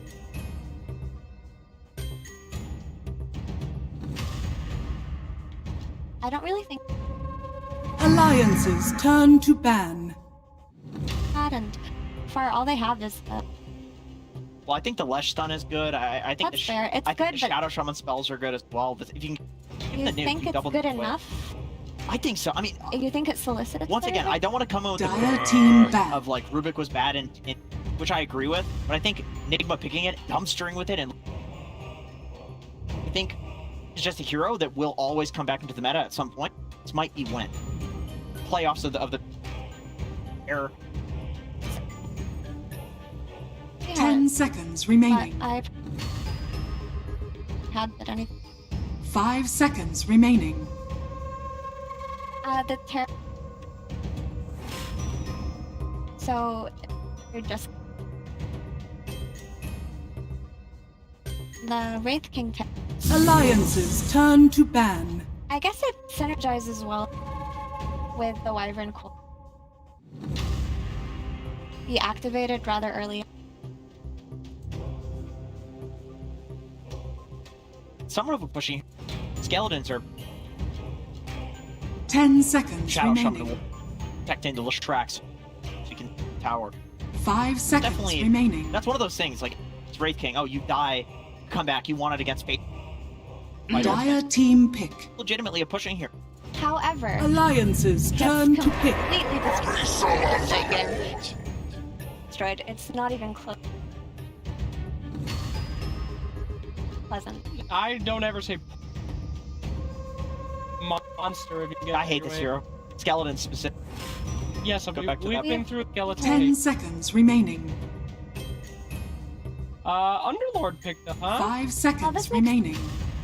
Look at their heroes. They aren't the best at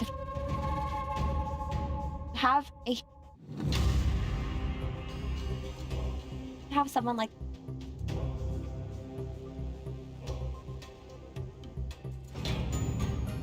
out of hand. Done. You may now select your Lockdown heroes. coming. Everybody done except for. Well, Lions wrapping it up with the famous Magnus.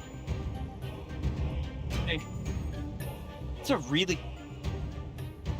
We said that last game and very well against the Wraith. A lot of commit Alliance and Underlord is good at playing it, but I do think the Alliance draft this. It's a lot easier to play. I don't like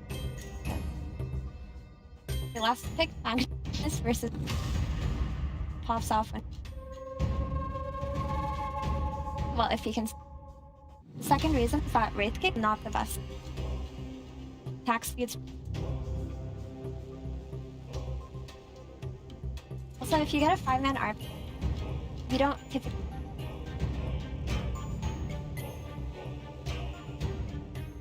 There's a little bit of. oh, well, it looks like we could away, but time has finally come to find out if we will be going to a game 3 or if this Alliance. Pass it on over.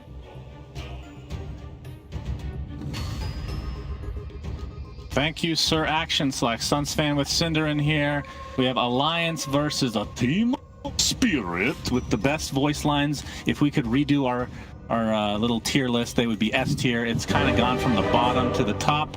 The meme potential is out of control. We have some meta development. We need some practice, just like in this tournament. We went through the group stages of rating voice lines, and we're starting to really figure out who goes to the playoffs. In this series, I'm really curious to see it play out because, interestingly enough, Team Spirit ended up playing the Underlord into Alliance that they had last game, but I feel like the conditions are really different this time. So the storyline is going to be another one. What Spirit seems to always manage to do in these drafts, also in the groups when we saw, they will be hungry to fight. They will pick lineups that have ways of starting stuff. And in this case, last game we had the Windranger from Toronto, Tokyo. This game he's going to be playing Puck. Then they also have the Lion. So compare this way of building Underlord strategy to what Alliance had last game, where he was kind of the catch, right? Their support duo was Leshrac Grimstroke, and their carry was a Void. This time around, having this Puck or having this Rubik or Lion, these ways of starting fights, sets up Underlord for way more success, in my opinion. Alliance have gone for something different too. I'm happy to see them pick Wraith King for Nico Baby.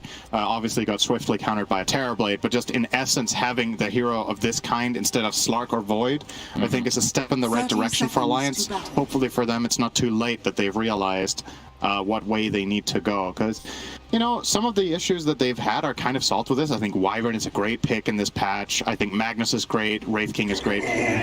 Shadow Shaman is kind of a wild card for me, along with the Lesh, but they've put Lesh on core, which I think is better on average than support. So the way they've assigned the heroes, the way they've built their lineup here, I like it more than last game, and let's hope that they get to show some form. Whether they win or lose, like we talked about with Aster, it always sucks to see a team just bomb out if they, you know, don't really show what they're capable of. It looks like they will have a good start here. Mira's going to get slow to start things out. He's going to take a lot of damage, but in the meantime, Hanskin's going to be taken out. Who actually got first blood there? It looks like FNG. Yeah, that was a split-second decision right there. He actually misclicked one attack and hit another hero, so that's why it got so close. I was sure that he was going to die faster after that other shock, but Wyvern had to hit twice because he hit the wrong hero, but gets it done in the end. Same outcome. Good amount of gold going the way of that Wyvern. We'll be playing the bottom lane together with Wraith King into Rubik Underlord. That is a really hard lane. I would not like to play Wyvern here very much, just because your hero is pretty good against Underlord from the damage coming out from Arctic Burn, but you are going to be in your tower a lot here. Fade Bolt plus Firestorm is always going to shove that in, and if they make sure you don't pull, which it looks like Team Spirit have done a good job here pre-placing that sentry. This camp is blocked, but their big camp is open, and this looks like, honestly, I feel like that's a blunder from the Wyvern not having body block big here, minute 1. This is a camp that Rubik and Underlord will very easily take advantage of. They're going to shove in the lane with Firestorm, Fate Bolt, and if Wyvern tries to come and stop this pull, you're basically susceptible to just taking a lot of harassment from these other two heroes. Right. Well, they're not going to use it just yet. Yeah, Wraith Fire Blast the Mira, but I mean, how's Nico Baby going to survive in this lane? Underlord, once he gets to the levels of Firestorm, obviously against pretty much any melee hero, going to have some trouble. You expect him to, will it be bad enough for him to have to go jungle, in other words? I think he will want to, regardless, on like level 5, maybe level 4 even, if times are tough. Just again, because last game we also had the Underlord against Wraith King, but the support matchup really makes a big difference, right? Hanskin taking some damage. I respect to start things out with the Reflection Yutaro. Taking a lot of damage. I mean, that is Metamorphosis. It's essentially Terrorblade's ultimate for all intents and purposes, and at one point in time, actually at 2 points in time, it was, in fact, his ultimate Cinder. That's many years ago, though, that meta was the ult, but I agree, it kind of feels like it should be an ult. Yeah, Toronto Tokyo not even able to get that rune. Was going to risk his health there.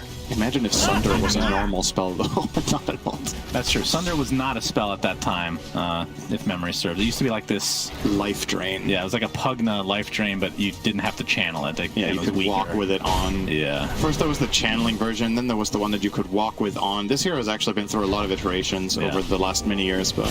Okay, Hanskin, Fairy Fire is popped. Looks like he might survive from Miposhka. Gets one more click, but it's not going to be enough. Yutaro looks like he will survive through this engagement as well.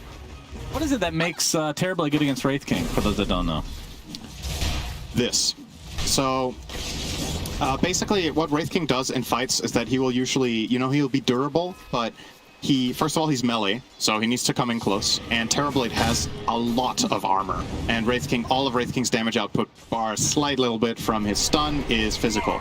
So, just naturally, Terrorblade will have a lot of armor. Then when he casts Reflection on Wraith King, he makes a Radiance illusion if he has Radiance. So that is a problem that you have to solve.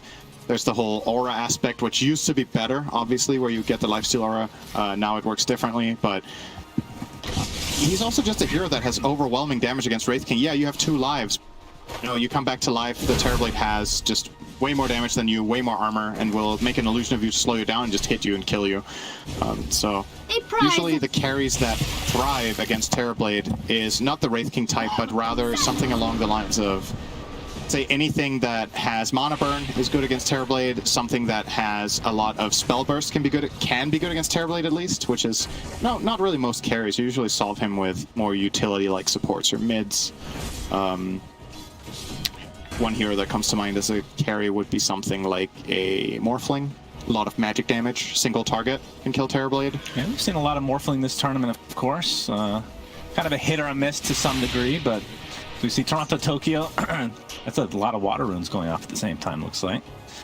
But looking at that mid lane matchup, Toronto, Tokyo on that puck, 18-1 versus Limp's Leshrac, 23-7. So good to see, like you talked about, Lesh being on this core role. I feel like, I mean, support isn't that, like, it's not super uncommon, but the core Lesh just feels very powerful, and it feels like it has a really good game a lot of the time. Even if you're able to pick him off, he can still flash farm the jungle, he can go get tier 1s by himself, especially in the trees if you're on the dire side, so he's had a lot of successes. And I think most importantly about support Lesh, I think he's dependent, right? It's not a very independent support. He needs people to set him up. Hanskin's taking a lot of damage here. Oh my god! That is not what you want to see if you're on the Alliance side here. It does get relatively low, but again, the right clicks from this meta are just way too strong right now. Was he fine? I'm not sure if he was even fine. He might have died anyway, but like if you're looking to save there, you have to skewer away, right? You're not getting. That's another thing about Terrorblade. You're not really killing him in tower very easily. He has a lot of armor, so the tower doesn't hurt that bad. So that was a little bit weird. I mean, maybe my what was a little bit too much of an. Maybe a little bit of an overreaction. It's not like it was absolutely terrible, but surprising that they tried for this. I feel like that was not the way to go about this. And now we're starting to see the Firestorm spam from Collapse. And this is going to be very annoying for Alliance to deal with. We'll see when Nico Baby wants to actually go start jungling. But, I mean, he's 26-2 CS, so not the greatest, but this is a hero that can definitely catch up. It looks like he's not going to be going for any greedy route, though. He's going straight for Armlet. Yeah. Is this exactly what you want to see? I mean, the panel is talking about how they want Alliance to play a little bit faster paced. I mean, last game Spirit, he ended up going Midas into Radiance, and it worked out just fine. It's a little slower, but... Don't go Radiance here. Into Terrorblade. I would not advise that. So I think Armlet Deso might be the path, but I think what they need to realize is that Wraith King probably should not be trying to kill Terrorblade in fights. If possible, the targets that this guy wants to get on top of are the Rubik and the Lion. Alliance have a little bit of repositioning tools with the skewer, so if you can skewer any of the squishies into Wraith King, that's an instant kill, and you can kind of go from there. Maybe with Empower, there is a chance that he can fight TV, but I just don't really see it. Right. Nope. First foil of the game. So we'll be on the Wyvern here. So FNG does fall, and Toronto, Tokyo. I mean, he's doing. Actually, now that I look at the net worth, not so hot. I thought he was actually relatively even, but Limp has beat him handily in game, both games. Limp is an exceptional laner. I think it's his biggest strength as a player still is his first 10 minutes. His laning is just exceptional, and that is a really great quality to have if the team builds around this and makes sure that you set him up for success afterwards and kind of make him an integral part of the lineup. I like to see that a lot on a hero like Leshrac, more so than Viper, because I feel like you just have that, you can have that super game more often. Bottom lane, Nico Baby, this is going to be the first life. That is a really long cooldown. Yeah, Collapse knows he's going to die, trying to save his Rubik in the meantime, but it ain't happening. So nice rotation from Limp, and Alliance off to a pretty solid start overall. That's a great rotation. Yeah, he's very far ahead of Puck now. 1,000 net worth, as a matter of fact. Oh, why this meta? Good lord, Tataro's getting such value out of meta this game. Feels like every time he gets at least one kill, we'll save their tier 1 tower as a result. And, I mean, the build on Terrorblade, it's not super exciting. It's generally very similar to what we're seeing here. It's going to be Manta into... well, you could go several routes here, right? Dragonlance is what he has queued up now, but I've seen Scotty relatively early without... I mean, it depends on how well you're doing, really. And obviously Butterfly, depending on how the game is going. But FNG, yep, Earth Spike is there. Mira, he is dead. With the Hex in Toronto, Tokyo. Waning Rip does finish him off, so... Team Spirit, I mean, the one thing I will say about Team Spirit, even though they're not really down that much right now, is they have a lot of resiliency based on the group stage. Yeah, for sure. So... It would be fitting for them to go down one, or to tie this 1-1, right? For them to lose this game, because every series felt like a draw with. The thing that this team, I think, does very well is that it identifies what its next move is with the highest success rate. And that doesn't mean they necessarily, you know, Koi is up again, and this, remember, this ultimate for Wraith King is way far away, and this is going to be an easy kill. Cold Embrace will save him for the time being, but ends up going down anyway. Now Collapse doesn't have his ultimate, so this will be a trade of sorts, but you'll take this any day of the week if you're Team Spirit, as long as everybody gets out. I think you forced 2 or 3 TPs there, right? So it's a big overall macro win You trade position 1 for 3, which is relatively even. They have about the same net worth and the same levels. Top but the space is worth a lot here. Miposhka getting level 6 mid while this is happening. He's looking for a setup up top. Oh, the Flips him Steward there. does go off, but the Earth Spike connected. Not gonna happen. It's funny how that interacts, but yeah, S4 able to get out that time. Dire structures. I mean, his farm is, I mean, it's on the average side. It's about the same as his Wraith King, which that's not good news at the very least for Alliance. But of course, he can just kind of make that up in the jungle eventually. He does have his armlet. So what brown boots armlet? Not even bothering with the phase boots yet. So, I mean, I think not too bad a timing. I think it's a good choice because he can't really pressure his lane, right? Usually when Wraith King wants to go treads or face boots, it's because there's the potential of winning somewhere. In this game, you just have to accept that you are unfavored. I believe this is actually, interestingly enough, something Nico Baby talks about in his course that he did for Gamers Class, where... Is it sponsored? No, it actually isn't, but I found it interesting. Like, he's talking about how you need to identify in the game, you know, whether you're in a position in the lane where you can put pressure or not, and then you need to always think about, okay, what is my highest impact move in the game? And some games, you're going to be facing a lane that you can't beat. Yeah. This is one of those games. So why would he itemize offensively if they can never try to kill, right? So he's taking the defensive route, which is the armlet. It gives him the most survivability. It's a good farming item for the jungle, and now he's going to go phase boots. You can see him having it queued up at this point. So... Great. Thanks, Gamer Class. Really appreciate that. Toronto, we have a smoke here onto Team Spirit. They really should be pinging me for that, though. Yeah, that's true. Nico Baby's ult is back up, as we talked about. I mean, it's not as long of a cooldown as it used to be, but still very long. It actually cost him that second death there. Toronto Tokyo not really wanting to go on that, but Limp mid would be a pretty difficult kill as well. It feels like they're just wasting a bit of time here. Toronto Tokyo obviously down in farm and levels as well. He's a little behind right now.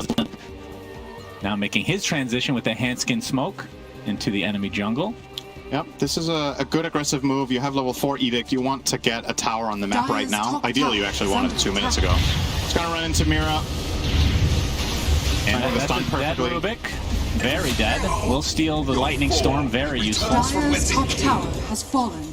And the top tower is being injured at the same time. But, of course, Team Spirit will put their own pressure, as is the... Ooh, Victor's Curse. All right, Glax is here to try to save his teammates, but Mapocha looks like he might be able to pick up. No, Fire there. S4. Oh, the RP comes out. It doesn't hit anything. A nice phase shift. And Toronto Tokyo gets out with his life. So it's a 1-for-1, technically speaking, in the mid lane. Now we have the Shackle. S4 obviously wants to get off the skewer, but he's stuck inside the pit. Has to get himself out of there. In the meanwhile, Limp trying to do as much damage as he can. It's going to proc again. Looks like the aggression will stop there. Yeah, they're not going to get much out of that one. S almost has his Blink Dagger, so that, well, no RP obviously for a bit, but... Yeah. Can obviously set up the blink skewers that we kind of talked about the previous series. And it feels like a necessity, right? You have this support duo in Alliance. Hanskin, again, is very poor, similar to last game where he was playing Leshrak, this time on Shadow Shaman. Being bottom net worth on this hero sucks. He really needs to find a way to get some items because the hero is largely built around channeling the Shackle. And if you don't have items, it's very hard to maintain that. Like, look what heroes he's up against. Right. He can die in the blink of an eye to a Terrorblade, a Puck, a Lion. Even the Rubik can steal his Shackles, which can also be really good. Which is just a better version of Shackles when he has the lens. Yeah, this will be a big kill. Discord is there, telekinesis. No coil. Yeah, the Yules to save him for now. Limp finally gets coiled. How much damage do they actually have? Maposhka here, Finger of Death, not quite enough to take him out. Cold Embrace, save him for now. And there's the curse to follow. Limp looks like he might live through this. And in fact, S4 is here to save the day. They're going to be able to get the Puck and the Rubik in turn. So a nice turnaround here as the Pulse Nova was stolen by Mira. Not able to actually find a kill for himself, though. So Alliance, a big turnaround. And I mean, that would have been a huge kill for Team Spirit. That was all FNG right there. That was really, really important. Getting that curse, getting the save first with Cold Embrace, and then finds the basically max range curse on the Puck and Rubik next to each other, and then S4 for the cleanup. So nicely done by Alliance in this instance. They are they're in a better position this time around than last game. Although, I mean, I feel like the gold is kind of similar, and this is where my concern that I had for them in the PSG series is kind of starting to kick in, right? Alliance had one of the games there as well. They did very well in lanes in game 1. They built like a 4 or 5k lead actually against PSG LGD, but can their lineup win the game? Like, are they going to be able to build a big enough advantage that these heroes have the late game solution for a Terrorblade lineup? They do have the Leshrac who can bridge that gap for a while, but late on in the game when Terrorblade has a lot of health, I don't think Leshrac is a counter whatsoever. I think you just melt. You can't stand your ground. There's too much damage. And this Terrorblade is going to have some Underlord protection and auras. So I think it's very important for Alliance to build a lead. Dire's middle tower. I'm not call this a lead, that's the thing, right? I'm not even, like, let's say they were 2k gold behind. I don't know if that's enough for me to favor their position in the game unless they have a clear map control advantage, but they don't have that currently. Right. Towers are even. You have a Terrorblade top of the net worth chart, which is always terrifying. In any game that this hero doesn't have like clear counters to it in the enemy team, like say something like a Zeus or whatever, like Pugna, that really deals with him for a while. That just isn't there. So Alliance really need to. It feels like a game where you need to outplay already. So Tokyo gets the orb out. We'll get the coil off FNG again. This looks to be, in all likelihood, a freebie for Team Spirit. Did cost coil. Fable to follow, and yeah, that is enough damage. Now, Mopochka actually finds S4. I'm not sure if they have enough lockdown, though. Collapses, yeah, he's going to fall back for now. S4 with that Blink Dagger available, and there's no surprise factor with that at this point in time. I mean, main reason for that is because RP was down when he originally got it, so it's not like he can stay out lane for 2 minutes or whatever that cooldown is. S4 still in jungle. Okay, gets off the blinking time. Fast fingers. Yep. I mean, this man is great at Dota and apparently FPS games as well. I've seen it firsthand. I didn't believe it, but then when I saw it, Cinder, it made me a believer. S4 is a very good CS player. Yes. I think that is why usually when we watch him in lane on Dota broadcast, people write CS LOL. It's referring to his exceptionally good Counter-Strike play. That's true. That's true. Yeah, that's a little known fact, of course. A little trivia there for those out there that have never seen that before. But yeah, what do you think of the Roche game this time around? You have, obviously, on Alliance's side, you have RP, Winter's Curse. You got some crazy counter initiation, at least, for that. And then for Team Spirit, I mean, you have Coil, you have Firestorm, obviously, and TB. Once he gets some items, can take out Roche himself, essentially. But neither of them are really going to do it super fast yet. No, maybe with Serpent Wards. And again, it doesn't. I think if you're Team Spirit, you're happy that Roche just exists in the game. You don't care as long as he isn't being taken by the enemy team. You don't need it. You need time, and you are. It's not like it's the same game as the LGD game 1 from yesterday, but it's honestly pretty similar in how it's progressing. Well, Hanskin is actually getting quite aggressive, so yeah, Dark Rift out. He will be good to go. See you later.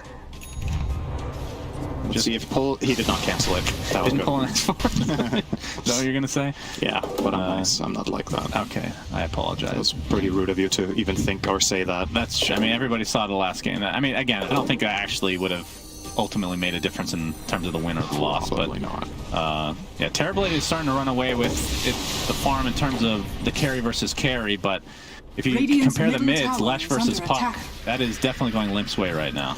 And that's important because that is a matchup that I think for the success in this game, Leshrac needs to be rich. Yeah.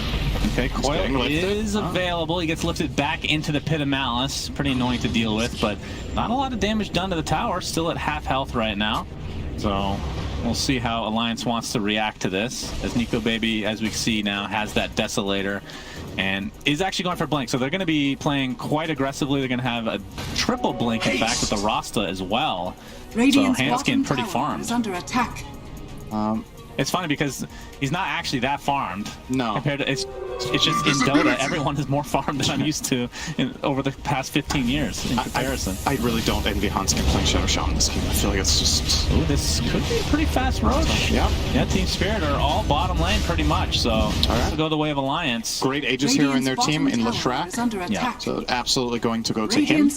And this is a big thing for Alliance to open up. So like we said a moment ago, Spirit are happy if this boy doesn't get killed. But now that it's in the enemy team's hands, maybe Alliance can open up the top tier 2. Maybe they can start taking control of a little bit more of the map, and with their daggers that they've completed, become a bit more of a threat to catch around the map. The reason I don't envy playing Shaman this game is that there are so many interrupts, right? And so many things you need to deal with. Even if you get a really good catch, you can get countered by Puck, Rubik, Lion. So you maybe need another item, like Lens, so you have more safety in the range, or BKB, so you can stand your ground against everyone else in Terror. Why do you think they prioritize the Rasta so much this game? I don't know. Serpent Ward's obviously, used for Roche there, great for high ground, just pushing towers and whatnot. Obviously has the highest base damage of any support in the game for the laning stage, but you see the Winter's Curse. That does absolutely nothing. Yeah, that it stops them.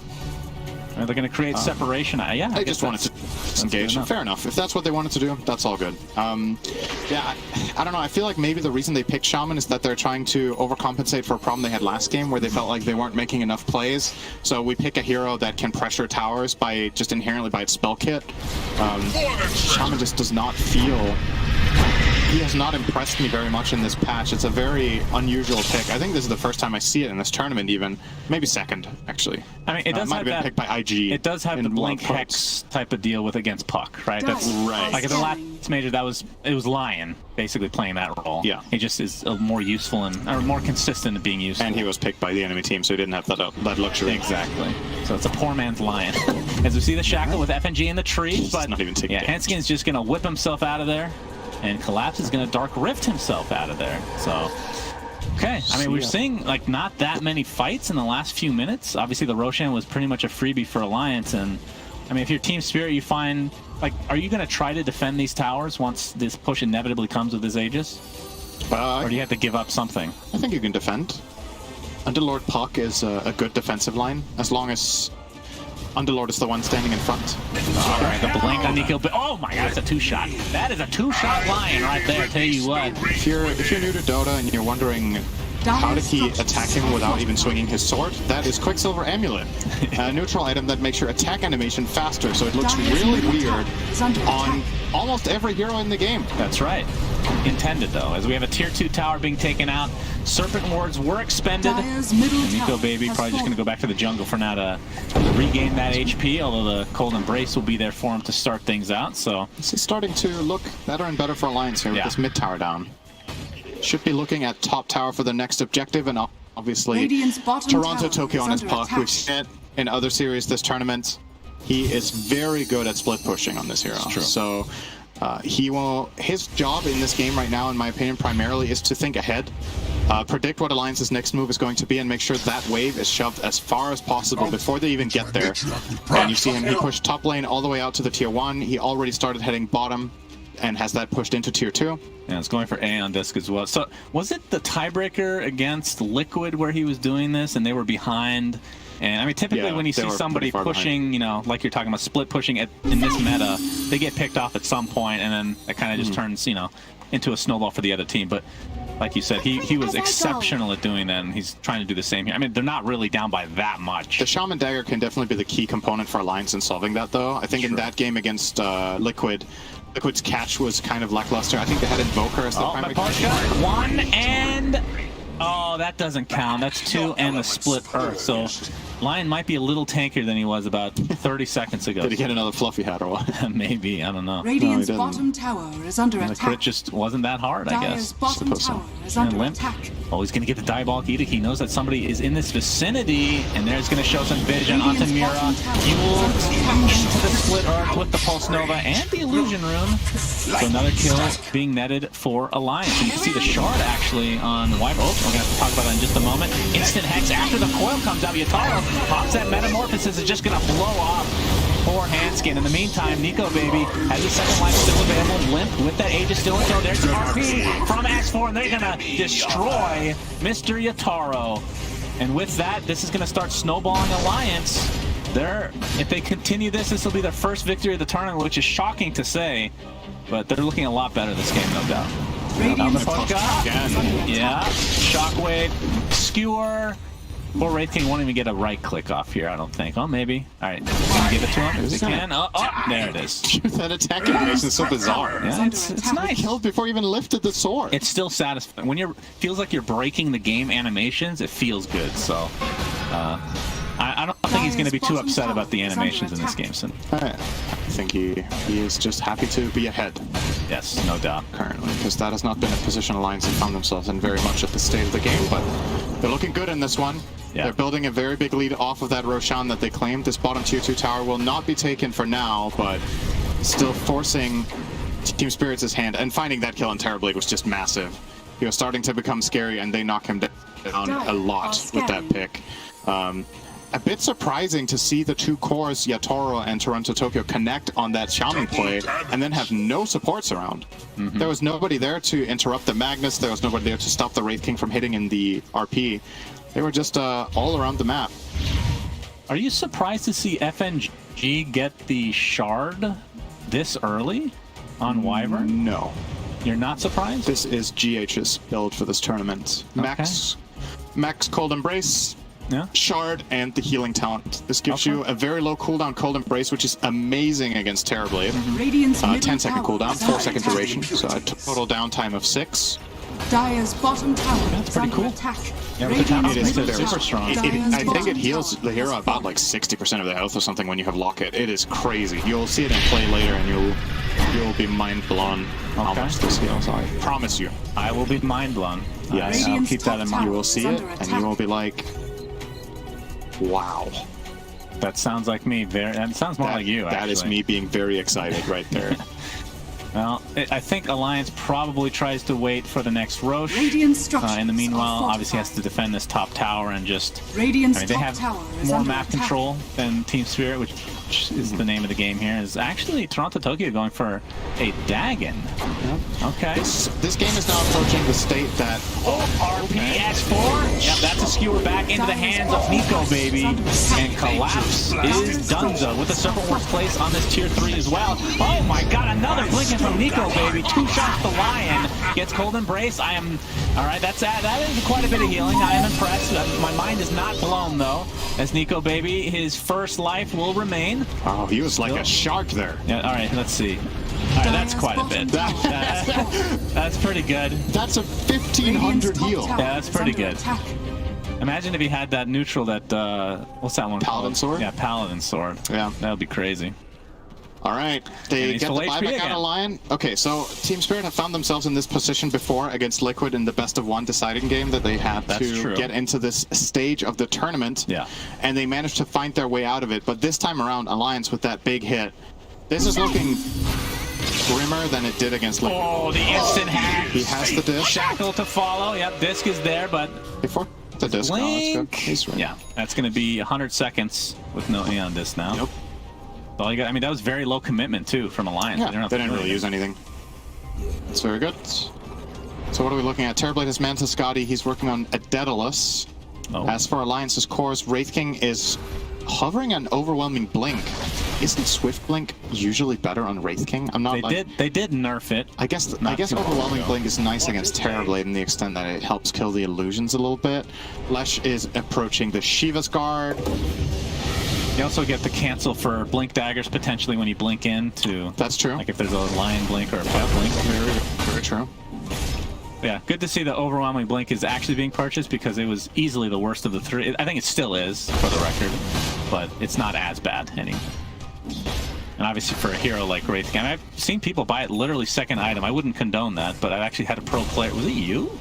That said second item, overwhelming blink on Wraith King isn't bad, or is that Jenkins? That is something I would never say. Okay, so Jenkins definitely probably Jenkins. And she probably made a video and that was probably like a 50-50 about whether he was being honest or not. That's true. He makes up a lot of stuff. That sounds terrible. As Limp now has a full Shiva's Guard, so extremely tanky. And I mean, from Team Spirit's perspective, what is the goal here? Obviously to win the game, but how do you get to that goal? Did Nico baby just leave a Cloak of Flames behind? Yes. There you go. Enjoy, guys. All right. Have a free tier 3 item. He didn't realize that 2 items dropped in front of him. Yeah. All right, smoke. That is spotted by Alliance by their ward there. Yeah, and Nico's looking to get pop. Nico baby is perfectly fine doing this on the high ground. There's the initiation. As well, trying to get the skewer off, but he's going to get silenced and stunned to start things out. There's a right click from Guitar on the low ground with that Daedalus absolutely destroying him. Handskin gets blown up thanks to the Finger of Death. They still have this is really Alliance bad. Needs to get out of dodge. Need a curse here. Coil Shield there. Yeah, and this does He's dead. Wow, he actually dies to his own teammate.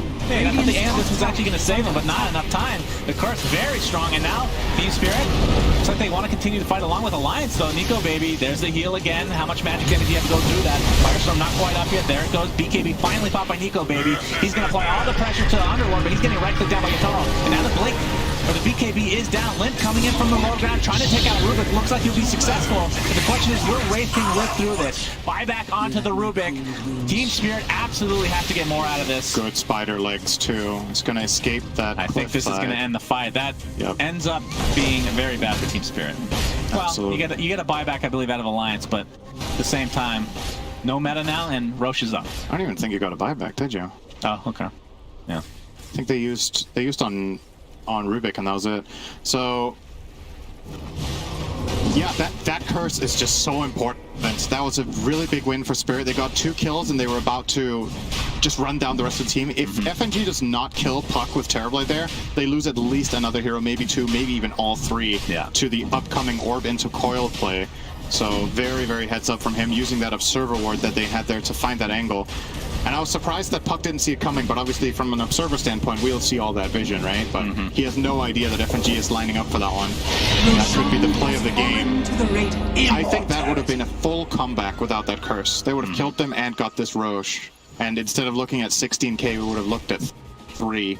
And an Aegis cheese the other way, plus Shard. Yeah, I'm a little surprised they gave the Shard to Wraith King. There's no diffusals or any. I mean, is he really having trouble getting off his ult? It does spawn a couple skeletons when he comes back, but it's kind of meh. As we see, oh, this could be a huge kill for Alliance to get the Shadow into the split earth. And Yataro is donezo. 70 seconds on the deck, does have buyback. And again, this is not even that high of a commitment. I mean, you have the Serpent Wards that you place to get that kill, but you still have Diabolic Edict, which is honestly your main consistent push. Yeah, Alliance are going to run down mid now. This will force a buyback from the Terrorblade. You can't give them 2 lanes here. I don't think so. Yeah. And they will get those. Yeah, Wraith King ends up using his overwhelming blink onto the barracks. We'll go for the range first. 40 seconds for Terrorblade. And it looks like they'll concede the bottom tower at the very least. Looks like Assault Cuirass is next for Nico Baby, and I mean, his farm has been quite good this game, despite not getting off to the best start. So Toronto Tokyo already cutting mid, so maybe they only get 1 lane. They have no creeps in base anymore, I believe. Yeah, let's see how much damage they can do before that kicks in, and yeah, that's about it. Although Diabolic Edict is pretty. If this was a level 25 Diabolic Edict, they could 100%. Okay, they might get it anyway, actually. The Desolator, no. Finally going to get healed up a bit. Okay, that 25 talent for Lesh is pretty bonkers. I mean, not that it matters, but you know how I love talking about shards, Cinderin. Why Wraith King? I mean, Lesh scene has been quite good. Obviously, they're going high. I mean, even for high ground offense, I think it's good. I would agree that. I mean, you're playing against Lion Monodrain. Like, is that a primary concern? Not really. I would have liked to see it go to Lesh, personally. I think. Even the Magnus, the Horn Toss, is pretty nice. Shaman's Shard is also good. Yeah, what is Shaman's Shard? It spawns Serpent Words and gives it... Yeah, that one's awesome.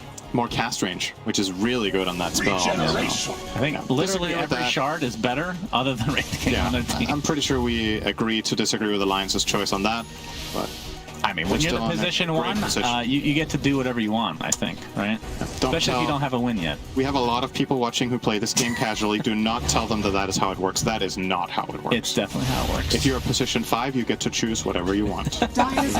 Yeah. Keep dreaming, Cinderin. Limp has that Diabolic Edict with that Serpent Words from Handskin. This is going to be a 2-3 tower at the very least, and Team Spirit. Can they defend this? There's the Dagon, the Veil of Discord, but Toronto Tokyo, it's just not enough damage to kill off these supports. I mean, they're just so much more farm right now. 20k net worth lead for Alliance. Dire's top tower has fallen. Grab that top tier 2. That's a good looking graph. It's just basically had no bumps in the road since it went up. A little one there. But for the most part, linear growth the whole way. That's right. Nico Baby with those spider legs jumps. Oh my god! Lion is dead! Oh goodness, Cinderin. Limping him down the Metamorphosis. Even with that Shivas, he's still taking a lot of damage. That's a lot of armor, but the Assault Cuirass finally comes online for Nico Baby. And look at the heal on Limp. Are you kidding me? There's the RP into the Skewer. Split to follow. And this should be GG. And we're going... in Team Spirit fashion to a game 3. Now, if this was a true Team Spirit series, the series would end here. The third game would not be played for whatever reason, and both teams would advance. That could still happen. You never know. Yeah, maybe it's they not can find... impossible. If there's any team in this tournament that finds a way of getting a draw in a best of 3, it's them. That's true.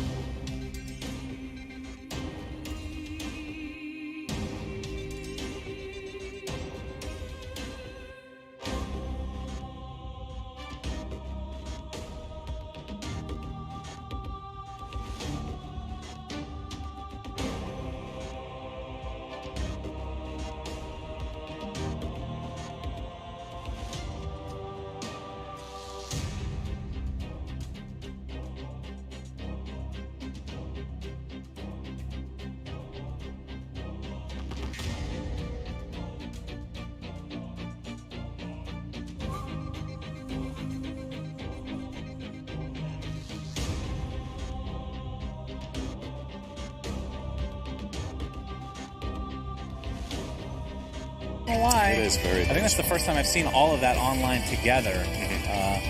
And against a Terrorblade, I mean, you can Sunder technically if that's if you're low, right? So Nigma have been using it as a solution to TA in this tournament. Just whoever, like whenever the enemy team has a carry that needs to single target physical damage and commit cooldowns for it, you just press this button on them and they can't die. And then if they can, in whatever way, keep themselves alive for another 5 seconds, you can do it again.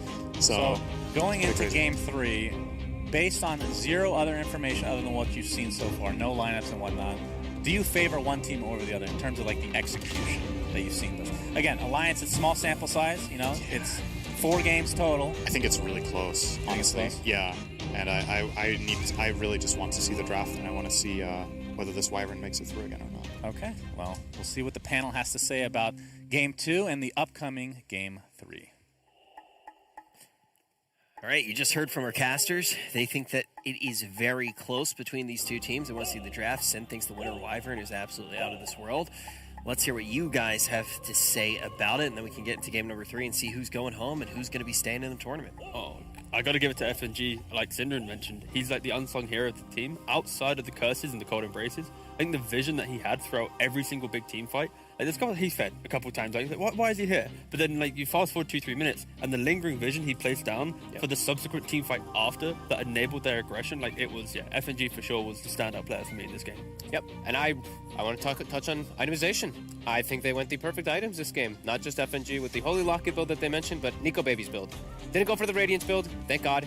Been seeing still so many people when you're playing the Terrorblade, they autopilot the builds because you want to have this magical damage, this farming item, etc. Nope, goes for the armlet, phase boots, directly into his Desolator, then he goes for the Blink Dagger so we can get the pickoffs. How many times did we see Lion get like 1-shotted, 2-shotted in the game? I'm sure everybody was really happy seeing that exactly right there.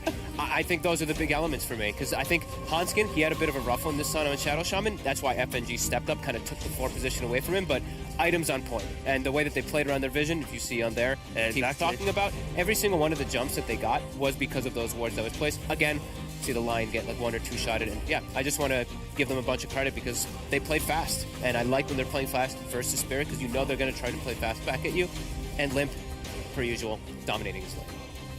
Yeah, for sure. I think, like you said about Limp, the fact that when he had the shields, instantly going to cut through the side of Spirit, but for Spirit, like, they felt a little bit scared this game. You know, game 1, they're a lot more aggressive, but game 2, they were so, like, they're kind of sitting back, not doing anything. Like, we saw 2 highlights before this one, where Terribly gets picked off by himself. But when you look at the minimap, like, everyone's so disconnected, farming up. And it's like, at what point was Spirit ever really happy to play Dota?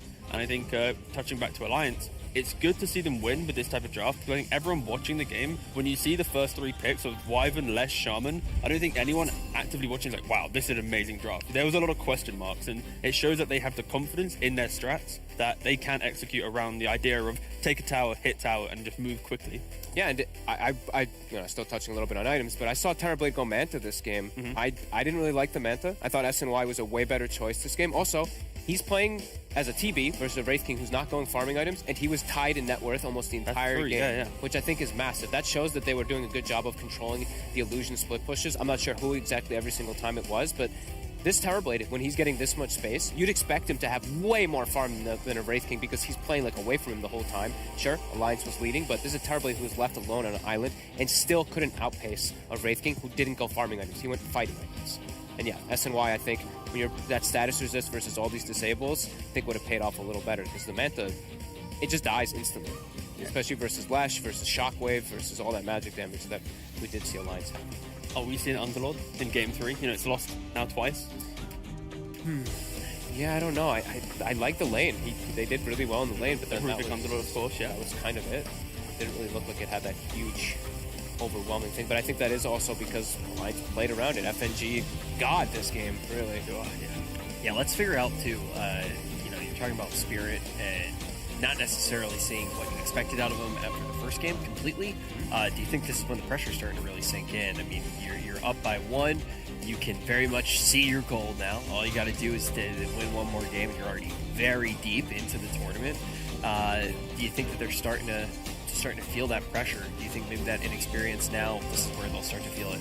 Well, this is the true test. Syndrome joked about it at the end of his cast, but this is the first time where Spirit in this tournament has to play a third game. You've only played best of 2, so this was uncharted territory for best of 3s at LAN. Of course, they played so many because of Team Spirit. They played in the Pinnacle Cup, online tournaments, DPC. Like they're not afraid of this scenario, but it simply put is they play comfort again. They're getting their Terrorblade, they're getting Rubik Light, like they're getting all the heroes they want to play. And this is kind of the strategy from Alliance in Game 1. It's like, give Spirit what they want. Game 2, give them what they want again, just tweak a couple of things. So coming into Game 3, Spirit, they need to just try and go, okay, do we want to play what we're comfortable in now? Because they've just beaten us with it. Like, are they now going to get scared? And it's kind of the same narrative we gave after Game 1. Like, Alliance, they're the ones with experience, and they adapted. Team Spirit, they don't really got LAN experience. And that's the question, too. That was the exact thing I was going to bring up. It's like, okay, now you're into game number 3. What's going to happen? How much can we draw from a team that was able to... That was the thing with the best of 2s, too, that I think is very interesting to watch. It's very different than watching your typical best of 3. It's like, okay, you got to go out and play straight Dota. You really don't get to adapt. That 5D chess game that typically happens where the better team comes out on top in the third game, does that really happen in best of 2 Dota? And now we're going to get to feel more about this Team Spirit lineup. The other thing with Team Spirit, too, you brought up Pinnacle Cup. In Pinnacle Cup, there were some inconsistencies, right? I mean, they were dropping games to Viking, Windstrike. I think this squad has been one where we've seen solid improvement. We've seen improvement from Season 1 to Season 2. How much improvement would it telegraph if they're able to take down this series? Well, beating Alliance, of course, is a hard feat alone, because you mentioned the whole idea of development of draft. Like, Alliance is a team where they know how to run their strats extremely well. Like, think about the bans. It's always Timber, it's always DK. Yeah, and that's where you don't really have that kind of creativity of going into a game 3. Spirit can't suddenly go, okay, let's ban a Leshrac instead, because then suddenly you're giving Alliance, like, one of the 2 heroes that got them through. So, for Spirit, the fact that they have dropped teams to these other teams, it's all about kind of just confidence in themselves. They need to make sure that they focus up and just go, well, we crushed them game 1. Why couldn't we do that game 2? Was it lack of being proactive? Were we giving up too much map control? And that is where, Silent, the coach, he's going to really have to come in and be such a, a leader right now. Because, like, you see during the drafts, him and Poker, they're very heated in their draft. It's not like a simple, should we pick Bane? You can physically see them, like, yeah, Bane! It's like, oh my god, calm down. Like, they're very animated. So that's the kind of energy that you need and keep it level. I also want, like you mentioned, Silent. This is something I really want to touch on, because we can talk about drafts, we can talk about the games, but the biggest common thing that I saw in both games was Limp destroyed Tokyo mid lane. Yeah. I think I want to see a slight adaptation from Spirit to help him out in the mid lane. Maybe check runes a bit for him, because you can't have your mid laner just lose both games. And Wind Ranger versus that Viper matchup, it can go both ways, but a lot of people do like the Wind Ranger in advantage. The Puck one, he got smashed. Like, I feel like that's kind of a trade farm one. So Limp has clearly shown that he's just a stronger laner than Tokyo, which usually isn't the case. Tokyo, when he was playing in the circuit, he was crushing most people. He was trading with GPK, who's regarded as like the super good mid laner. So I want to see them help him a bit. Every single time I have heard somebody talk about Tokyo as well, it's like, he's refined now. It's the thing that all the analysts say. They're like, yes, Tokyo is refined now. Did you see him looking refined? It's a roller coaster, good old Tokyo. Because Season 1, he was a loose cannon. Sure, I mean, like, he played some Furion, he was TPing into killer position 5, and then he'd die, and the game's over. And it's like, why are you doing? In a pub, this is amazing. In a pro game, not so much. Season 2, though, he kind of fine-tuned his hero pool. It was the spirits, he was, popping off. So I think there is still maybe some signs of the maybe too much confidence in his play. The raw. Exactly, the raw. But then, of course... Raw, I was saying raw is the opposite of refined, right? Yeah.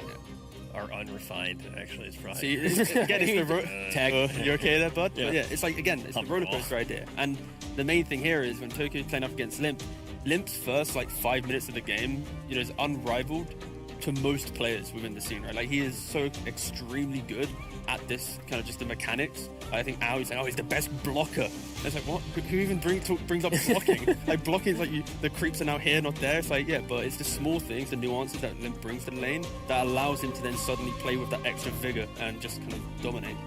Yep.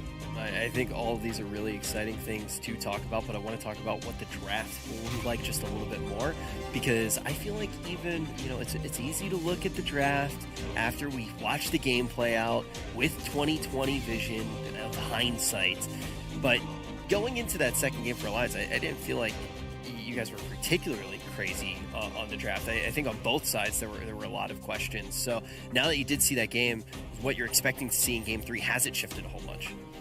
I think the line pick was still okay. Like the Rubik pick ends up being not so great. I feel like Mira didn't really get to do much of anything. I think he shines more on other heroes. So I think in particular for that one, I want to see him play something different, something that he's more comfortable on, because the first game, he's like 7-1 and 7. This Mirana that's just running around the map. He knows exactly what to do. Rubik, one of his less experienced heroes, and especially when you're on LAN versus very good players, it's a lot more difficult to do these type of Rubik plays where it's like, I'm stealing stun, I'm following up with this, I'm doing this, getting all these big plays. GH can do it because he's this godly LAN player who's super comfortable, and Nigma makes it work, but in a lot of other situations, Rubik can fall short. Yeah, he can fall far. Far as well. Yeah, right. But the thing with GH and Nigma as a whole with the Rubik, it kind of felt like they were winning. Hey, correct me if I'm wrong. Totally disagree with me. You guys are much more intelligent than I am. I'm just here because I'm good at smiling. But when we actually do talk about these, the wins that Nigma had with Rubik, I genuinely feel like they won in spite of the Rubik. No, he owned. He did. I think he played so well in the game. Do you like Rubik though? I don't mean GH. I'm saying like Rubik itself as a pick. It's a hard hero to make work, but with a team scenario that knows how to play with it, it can shine to its maximum. Like when he was playing versus Pucks, he got like 3-4 man silences. He stole Coil multiple times. Like this doesn't usually happen. Stole RP in the games last night, 2 times, saving the fights. So in some teams, it just works better. Sure, the hero can look a little bit lackluster on other teams, but that's just because they're not as good as a teamwork synergy. Rubik is about teamwork. It's not just about a single player popping off anymore. Yeah, okay, that makes a lot of sense. And also in the hands of GH, obviously. Yeah, beautiful man. Could probably make quite a few heroes look good. So when we look into this draft, what else are we looking for? Obviously, a lot of pressure on that Winter Wyvern. What's jumping off the page to you? To me, it's just kind of like the confusing factor of Alliance in the series so far, where like this Leshrac has been very prominent, and across the entirety of DPC, that first series against PSG, they hadn't really changed much. It's always the same kind of cookie cutter style of drafting, and it's like in this series, that whole kind of strap up is brand new. It's like we're going to flex Lesh between mid to 4, and it's just a lot more confidence in picks. Like these picks of Wyvern Lesh Shaman, that doesn't come without it being practiced and drilled in. This is clearly an idea that they've had for some time, and that kind of scares me if you're a Spirit fan going to Game 3. If they have another kind of strat to this level, that is very scary. So the question marks around Alliance is the main thing. I think Spirit needs to don't overreact to every single pick. Just be confident in their own draft. I do want them to react a bit to at least the opener, right? Like, when I saw Lesh Wyvern, I was thinking like they might like Nyx Darkseer or something like that. I wanted them to address the Leshrac a little bit more. That's why I'm mentioning the Rubik. That's true. It's Mira's hero, so it has to be him who's going to be looking for that other option that will shut down, because Lesh ended the game 9-0-8, right? So they clearly did not have a good counter, a good solution for that Lesh. You were screaming, Nyx. I was like screaming. It's funny. I was screaming. It was very loud. We were talking about that. That's why I brought it up too, because we were talking about the draft. Like it was just not a huge deal, but in the room while you were watching it go down, you were screaming for Nyx. There were quite a few things that you were screaming for, and you had a lot of opinions on quite a few of these heroes, and that was one of the reasons I wanted to throw it under the microscope and actually talk about it. I just think because they just had the Lesh didn't really work as 4. When I saw that like Wyvern Lesh, I was pretty much convinced immediately that was going to be the mid hero, and Nyx is one of the better ones to just counteract Lesh throughout all stages of the game. You can always get Carapace. Mana Burn just gets progressively more and more terrifying. You're a Scouter also versus Wyvern, because I think that one goes a bit both ways. I like Wyvern versus Nyx, but I also like Nyx versus Wyvern. So I think switching it up a little bit for Mira just to get him on one of these super comforts is what I want. Well, let's see if they're going to be switching it up at all. The draft is getting started. We're going to hop down to the draft panel and find out which team is going to be eliminated and which will live to fight another day.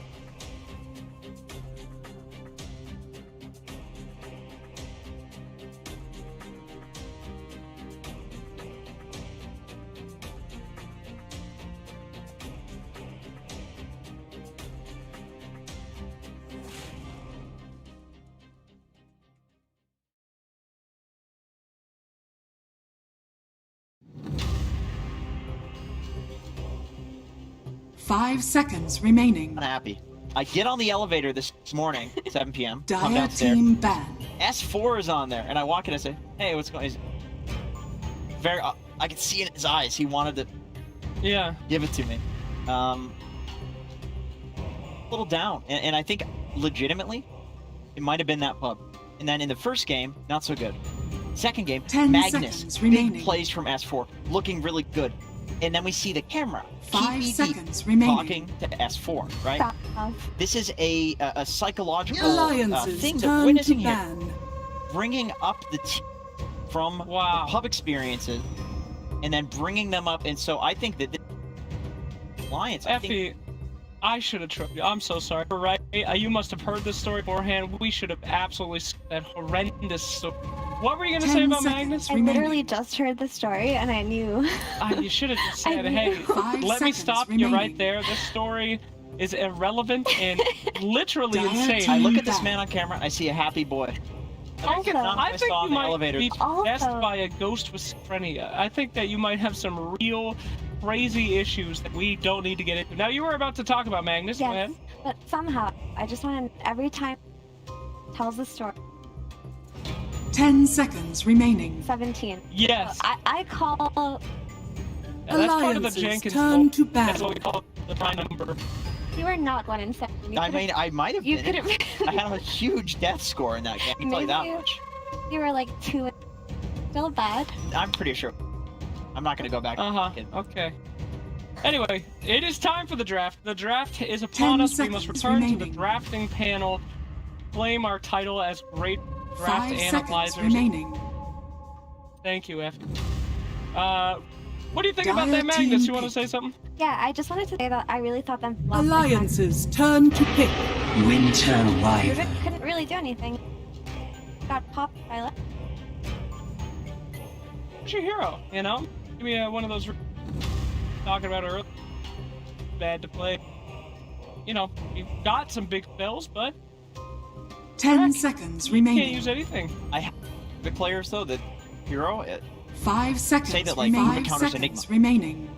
And, like, that is true in a vacuum. Alliances turn to pick. But in a game where you're playing with full roster, top tier level, you silence the Rubik, you can't...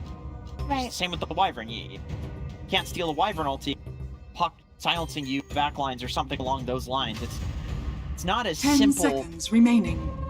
Sense. It's not as simple as... And what I've 5 noticed throughout the seconds majors, remaining. vacuum for a lot of Dire team pick. are Grim standard and so Magnus. Actually, and it doesn't matter. Forget that made.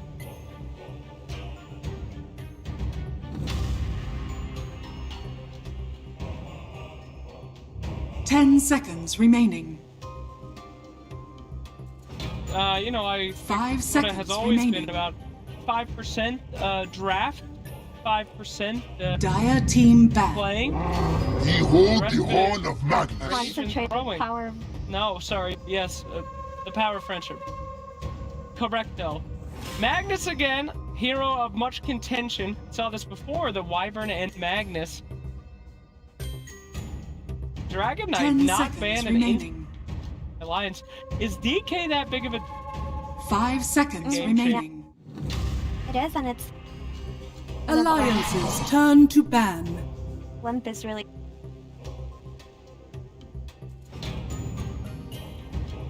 down lanes. Very valuable.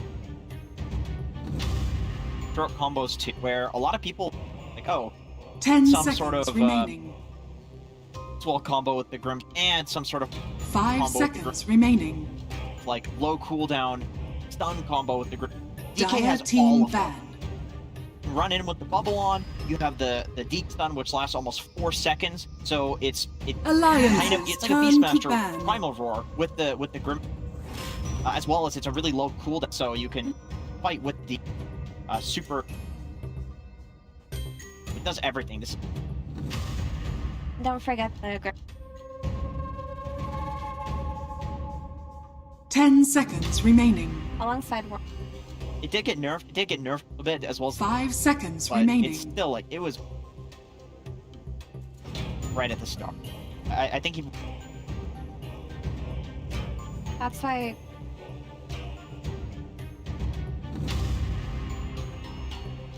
So I mean, the uptime on Inkswell was nearly 100. It was like 99, close to that, in terms of Inkswell being active or stunning some. And now with cooldown reduction not being high, talent there's actually where you can away from the group.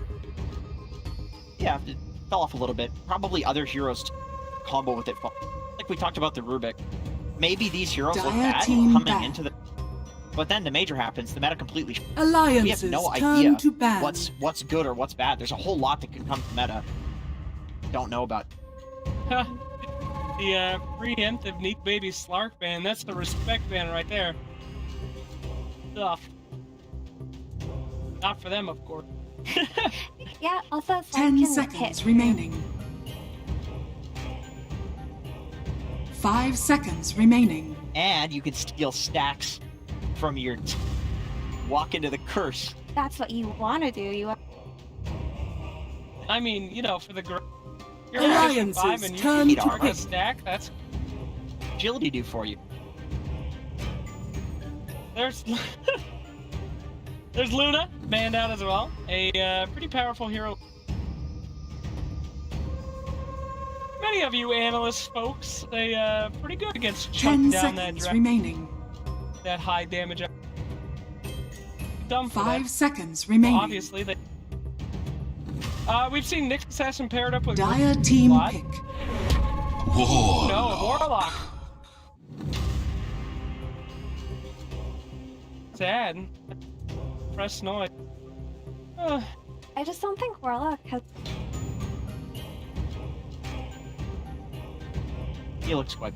10 seconds remaining.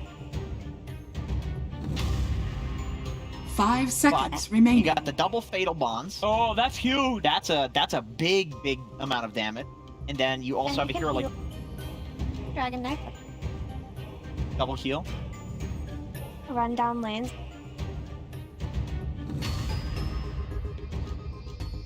Thought. God. So Warlock. No, this is not involving mythic or eating them. Okay, Warlock was super popular at the start of the patch. What item was everybody building? Holy Locket, right? Maybe this hero was so strong at the start of the patch Alliances because turn only to hero pick. people with Holy Locket has on. arrived. Holy Locket is the busted thing. Warlock wasn't. That could happen, right? The stats looked in Warlock at the start. That's But a good point. every single Holy Locket hero looks good right now. And he might just be the worst one of them. That's a good point. Also, 10 seconds 7 remaining. True. Warlock is 5 a seconds So remaining. I just heard a chat wheel that was or something. I thought it was in response to reduction. No, that was me. I said. Oh, you did? Okay, Yeah. so what? So it was. I can I was also- really brain blasted. I can hear you breathing. Really? You can. Oh, that's. I 10 always wish seconds that we had an remaining. analyst like that was like just so 5 seconds remaining. excellent. We have a caster like that. His name's Sunspec. Speak up now. Yes, and it's like one of these heaving noises into the microphone. There's the willow. I don't know why that guy would be at a major, but I would watch every single cast. I'm with It's you. like, you know, an anime character almost. Yeah, that's good shit. And we also haven't been making like anime lines, you know, like anime guys. They always. Gersa, he attacks so quickly. Dire Like, team why don't we back. do that? Doing that this whole I'm match. with you. Should. I'm all for that. Warlord. Alliances turn to ban. Yeah, Troll Warlord. Effie, you're always about this hero. You're a big Troll fan. Every panel, you're like, yeah, I'm feeling it. I like him when he.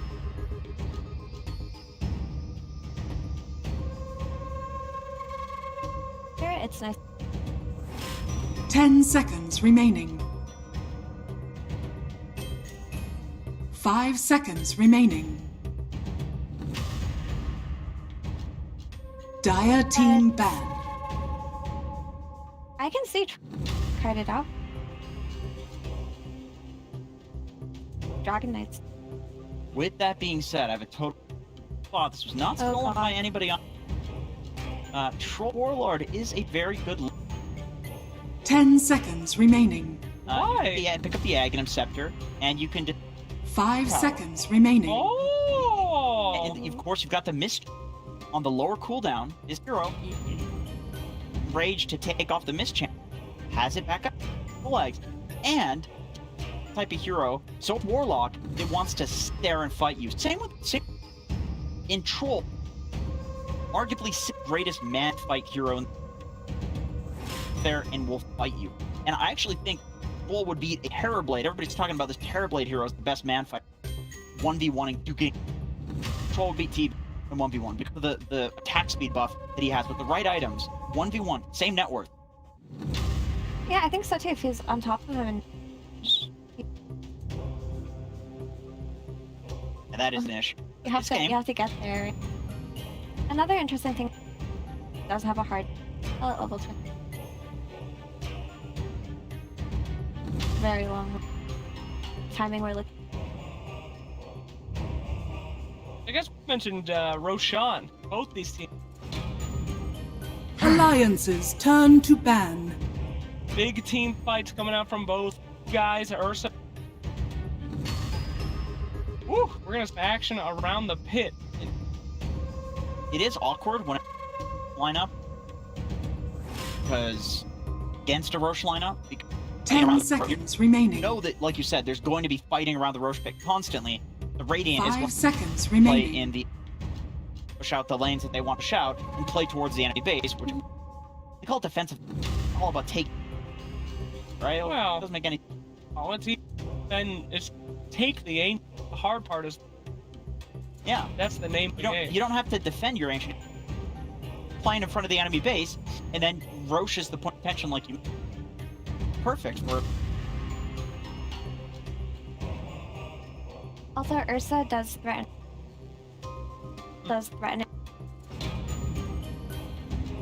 People are going morbid mass.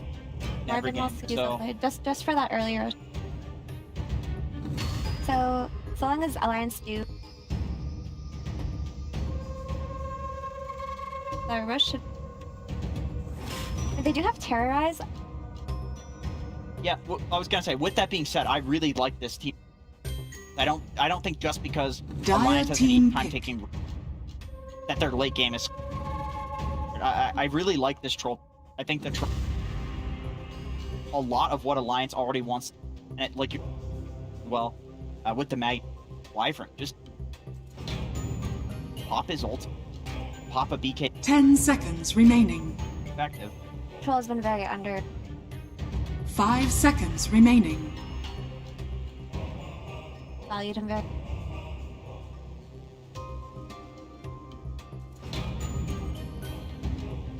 Alliances turn to pit. The Yule Scepters and definitely hurt a lot, but it's one of those things. Make up for it with got heavy team fight in the Willow and the Wyvern and the Magnus. All of these heroes, even Tiny, you've got a stunner. 10 seconds remaining. Set up for it. He doesn't. 5 seconds remaining.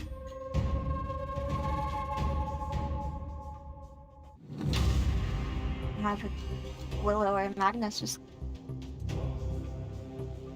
It's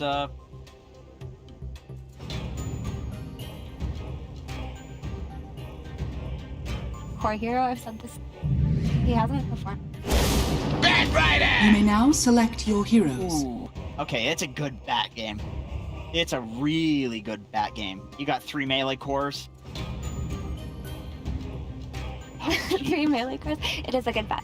This is I mean, Willow too. Like a little Heidi thing spell does nothing against bat. You just run at her with magic, ground targeted magic. Wyvern, you cold him. I just wish there wasn't a world. It's not Rider. I see the world. It's out of place, but I understand what they're going. Don't underestimate. Double bond. Yeah, I agree with you here with that Bat Rider reaction. That seems hype this game. Can we talk about Tiny? Okay. Sure, please. So I have this theory that Tiny fell off with the guard because Avalanche got. I feel like you're and that's when the heat. But nobody's playing that, and I assume it's meta is very fast and want to farm. But why do people still keep picking him and playing? Is there something that? It will have to find out in the game as our players are ready to roll. Sorry, we will get to that another time, but it is elimination time. I guess one of these teams is going home. We will find out. Pro forecasters. Well, friends, Suns fan Cinder here. Game 3, Alliance and Team Spirit. Loser goes home or stays in the hotel for the next week and a half. Depends on whatever floats their boat. But this is a huge match with a lot of implications. Based on just the lineups alone, who do you favor, young man? I really like Spirit's draft until this last pick Bat. I think this is an exceptionally good Batrider game coming out from Alliance. It has 3 good core matchups. It's not like completely free because there are some traps that you can fall into. Dark Willow is not a fully one-sided matchup for Batrider. It sucks to get terrorized because your hero's fast and you fly over cliffs, so you can lose a lot of distance in the fight. Brambles can be a little bit annoying to navigate. There's the tiny stun, but for the most part, this is a really good Bat game, and I'm expecting big things to come out from Limp in that role. Yeah, until that point, I was really favoring Spirit clearly. I think they got their hands on some amazing heroes in both the Willow, Mag, and Wyvern. This is a kind of style of drafting that we've seen from PSG LGD to have a lot of success. They're running similar heroes for similar logic. It's a little bit of a mix and match between those and Nigma. But yeah, my hero to look for in this game is just going to be this Batrider. How much can he accomplish? How many deaths can he avoid? And just keep rolling with the pressure, because if he doesn't take off and does not build a big lead, I still do think eventually he will falter against this incredible mid-late game lineup that Team Spirit have drafted for themselves. So it is going to be Limp on the Batrider, as you said, playing the mid lane, and I assume it's against Tiny, right? That's Toronto Tokyo, and that is a horrific matchup for Tiny. Pretty much any melee hero for that matter. I think it's better than it used to be. In what way? Batrider has just been nerfed a lot, right? Like, his laning is also worse.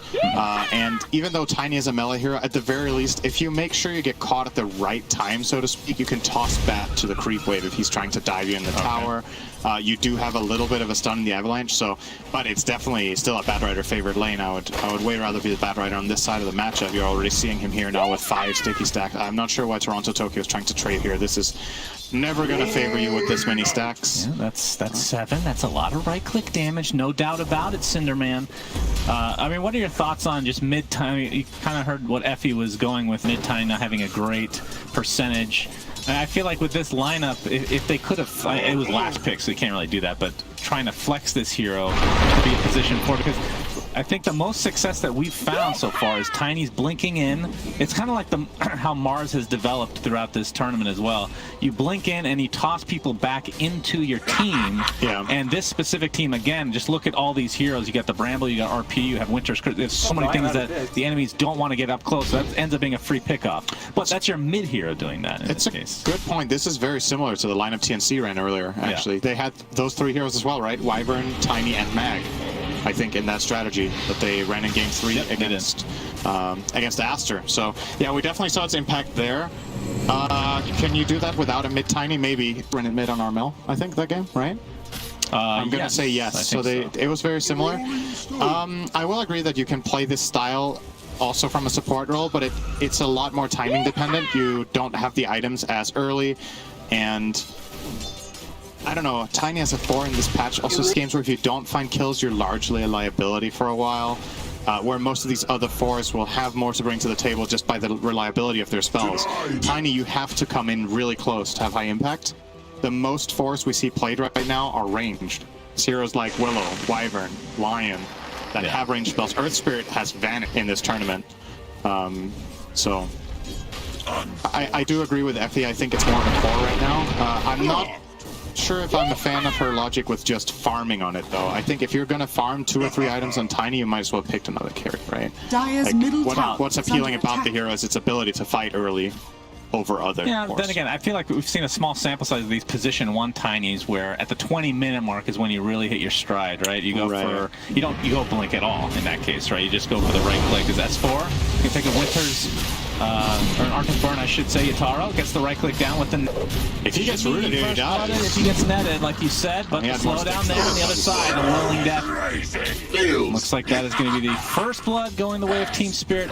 So, Troll versus Ursa. This is a matchup of this used to be very Ursa favored now, kind of up in the air. I don't see anybody buying Aghanim's Scepter anymore on Troll. That was a thing for a while. That's really good against Ursa. It's actually really good at dispelling a lot of stuff on the enemy team. I think it would be great this game. Sticking Napalm, Fatal Bonds, and you can take off Overpower. You can also dispel Breathe Fire, right?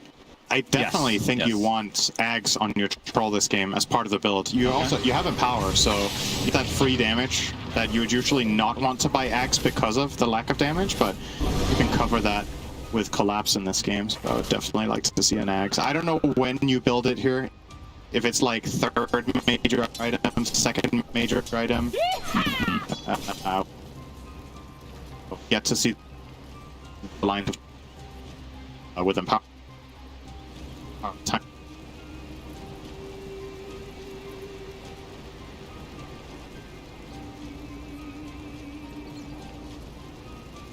Impact doesn't know where it is at that point in the game, but if you can consistently get it. Are you guys gonna play the game? Are fortified.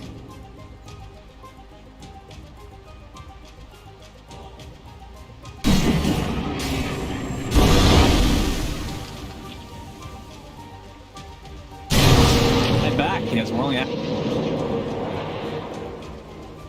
What do you think the reason is seeing it?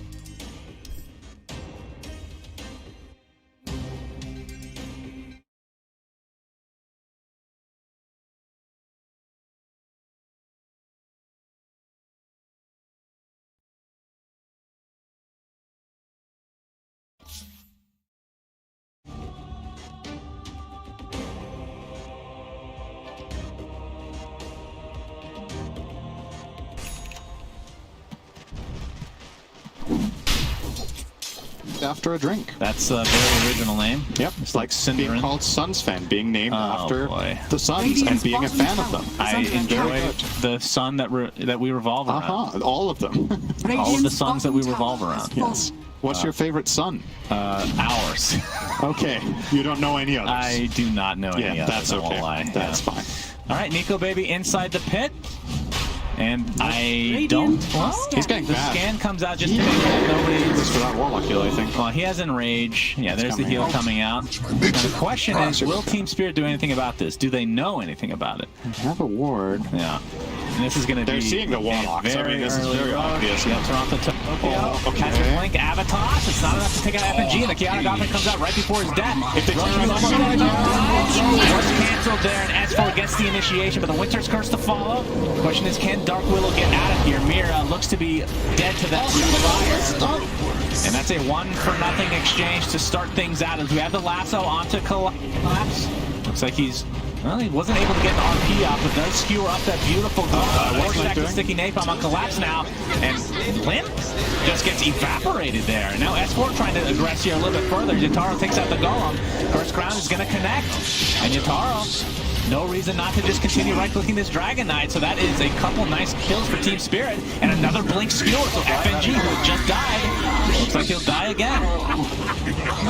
Double kill for Yataro. Dumbfounded. Alliance were so disconnected in that play. That's it. It was actually a really good disengage from them, so they end up only losing the Warlock to get the Roche. They could have just backed out. Yeah. And then S4 gets a really clutch stun on the Magnus, who's blinking in for the RP, so they did a great job getting out of there. Oh, they're doing it again. Shockwave into the skewer, into RP. This is not technically a dieback. This is a respawn and then die immediately. All right. I don't know if there's a saying for that, but either way, 3K net worth league now for Spirit, despite giving up the first Roshan. It's called a spawn back. Is that actually a thing? I don't know. All right, well, let's just call it a spawn That's back. my favorite sun. Yeah, Limp, you can see. Sun, not sun. Very shiny. I think he might be sweating profusely after that one, but not a good thing. S4 gets the Blink Dragon Tail. Doesn't really have any follow-up, though, so Mira should be fine. I can tell you, like, playing Batrider core and having a good start and then getting back-to-back deaths does so much for your momentum. Into Bramble, but there's the Avatos onto Hanskin. The Inkswell does connect, though, for the time being. He might just get bursted down. Yeah, that throw of the tree is more than enough. Nico Baby's here with that Aegis Yataro. All right, they're trying to kite the Ursa while this Enrage is active. Terrorize being faked out. In the meanwhile, Toronto Tokyo finds FNG again. They're just finding these kills quite easily. Now the Bedlam on top of S4 was completely isolated from his team. And another kill goes the way of Team Spirit. They are destroying right now. Alliance are really falling apart right now. I feel like they need to just take a deep breath and stop forcing fights that they're not ready for. They're willingly fighting with 100 gold to Diffusal Blade on Ursa. He's running on this troll and he can't do anything. He's just casting Whirling Axis and running away. Yeah. And every time they do this, their supporting cast is kind of being in range, trying to help out with their spells. And guess who likes that? Tiny just wants these supports to expose themselves all the time. Like, he gets a free pick on the Grimstroke to start, then he gets a free pick on the Warlock, and the fight just plays itself because Alliance, just to put it simply, they're just not ready yet. But they're the ones forcing that fight. They also were the ones forcing the fight in the river. Actually did such a good job just getting this Roche for free, and they've just thrown away 3K gold for it suddenly. And Yataro, that is not... So we see the, this is the post-Roche fight, I do believe. So Bat dies, now Dragon Knight's gonna jump in. Look at the left side of the fight here. Ursa doesn't... He's like, guys, he doesn't want to fight. Hello, I can't do anything. The Grimstroke's like, let's get out of here. Actually, and then they get the pick and here. The Inkswell. And then they get the bat again. They definitely disconnect. You see the Inkswell on Ursa as he's going back to hit creeps, so definite miscommunication overall from Alliance. I don't think there's any other way to look at it. And that's, honestly, it's so big because you have this Aegis, but because of all the gold you gave away... Dragon Tail, Nico. Yeah, okay. They burst it out, and there's the RP into the skewer. This is the Aegis on Ursa. They're going to focus on the Dragon Knight first, and S4 is done so. FNG with the Fatal Bonds, Chaotic Offering, buyback now onto Dark Will. Be able to TP back to this Tier 1 tower in the mid lane. Inkswell on Nico Baby. Looks like it will connect onto Tiny, but he's just going to back up after the fact. And they clean up the Chaotic Offering Golem pretty easily.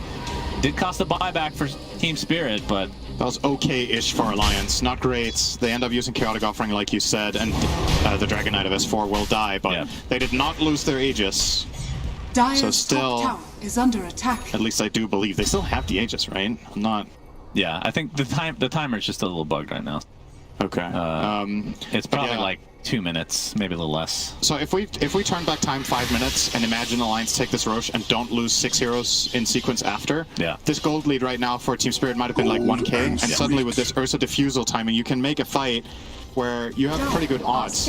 Now, because of how much Team Spirit have managed to accrue in the last 2 minutes, or 3 minutes, you might end up not using the Aegis at all. Like, I don't think you are favored in a fight now with Chaotic Offering on cooldown. You just can't fight. So he's gonna expend this Aegis and his Diffusal pickup timing in the jungle.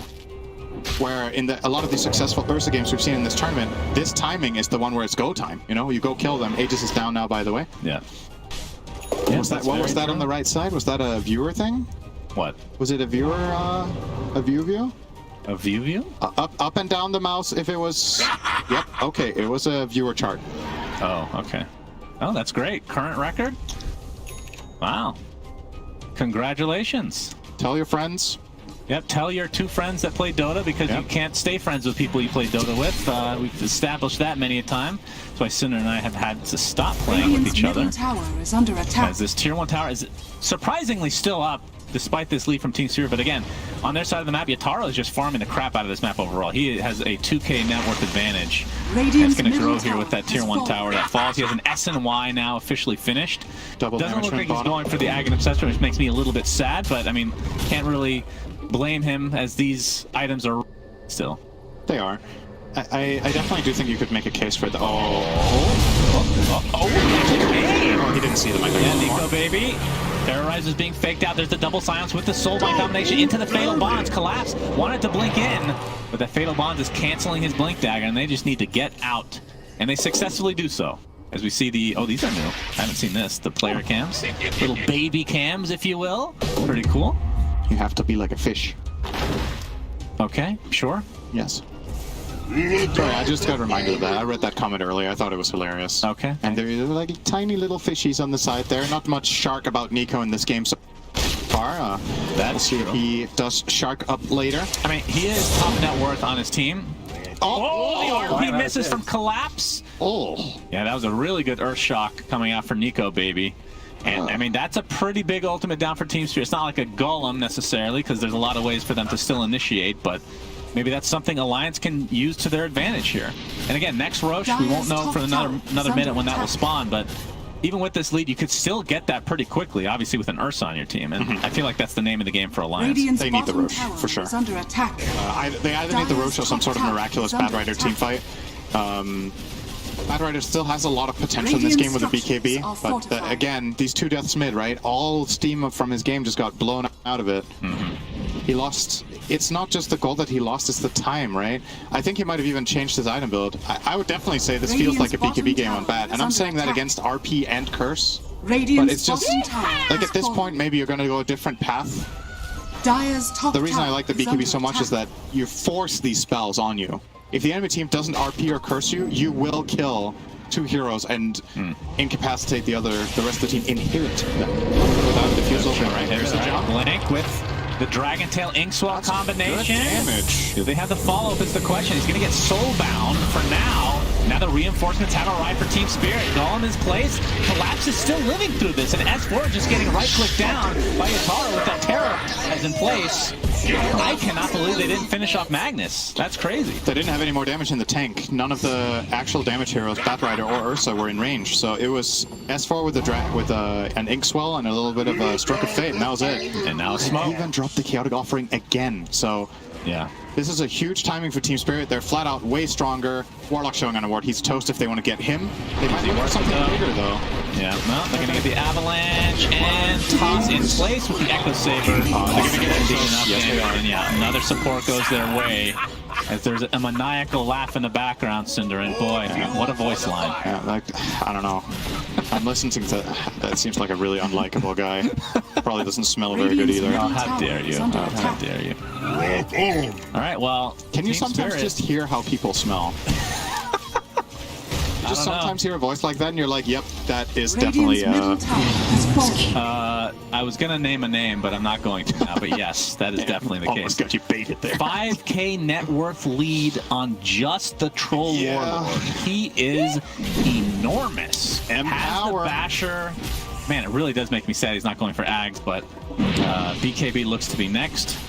If they get Roche, please give him the shard. I've never actually seen it in a pro game. I would be so excited. That's to see the one Rampage. that gives him 2 types of ult, right? Yeah, the Rampage, when you it's its own skill. So when you pop it, you get status resist for you and your whole team. If you're in melee. If you're in melee form, and it changes dynamically. So if you change the range, you get attack speed on everybody. It's really, it sounds cool, probably not that great. Status resistance is really good against Well, yeah, these in heroes, melee form, I think especially it's really good. And then for high ground offense, just pushing, the range is obviously super good depending on the lineup. All right, Roshan is being attempted now. It's already at half HP. Can Alliance do anything about this? They're not really in the vicinity. This is going to be a 3v for Team Spirit. And remember, this is the second rush. This is Aegis, Cheese, and Shard.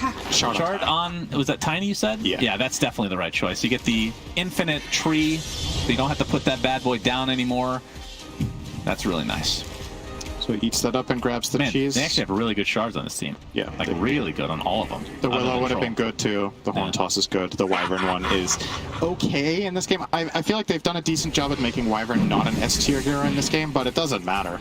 Like, with how everything else is going, Miposhka doesn't need great Cold Embrace this here against Ursa. There's obviously a lot of magic damage that your Cold Embrace is not good against Batrider, right? But it doesn't really matter that much. And at the same, I mean, I'm saying it's not good. It's not good from the perspective of denying Batrider his damage component, but it's still a good spell because if you get Lasso, you can Cold Embrace for about the same duration as Lasso, and you at least negate all the potential physical follow-up from his team, and then your core can react. So especially if it's I actually take it back. It's also good against Batrider.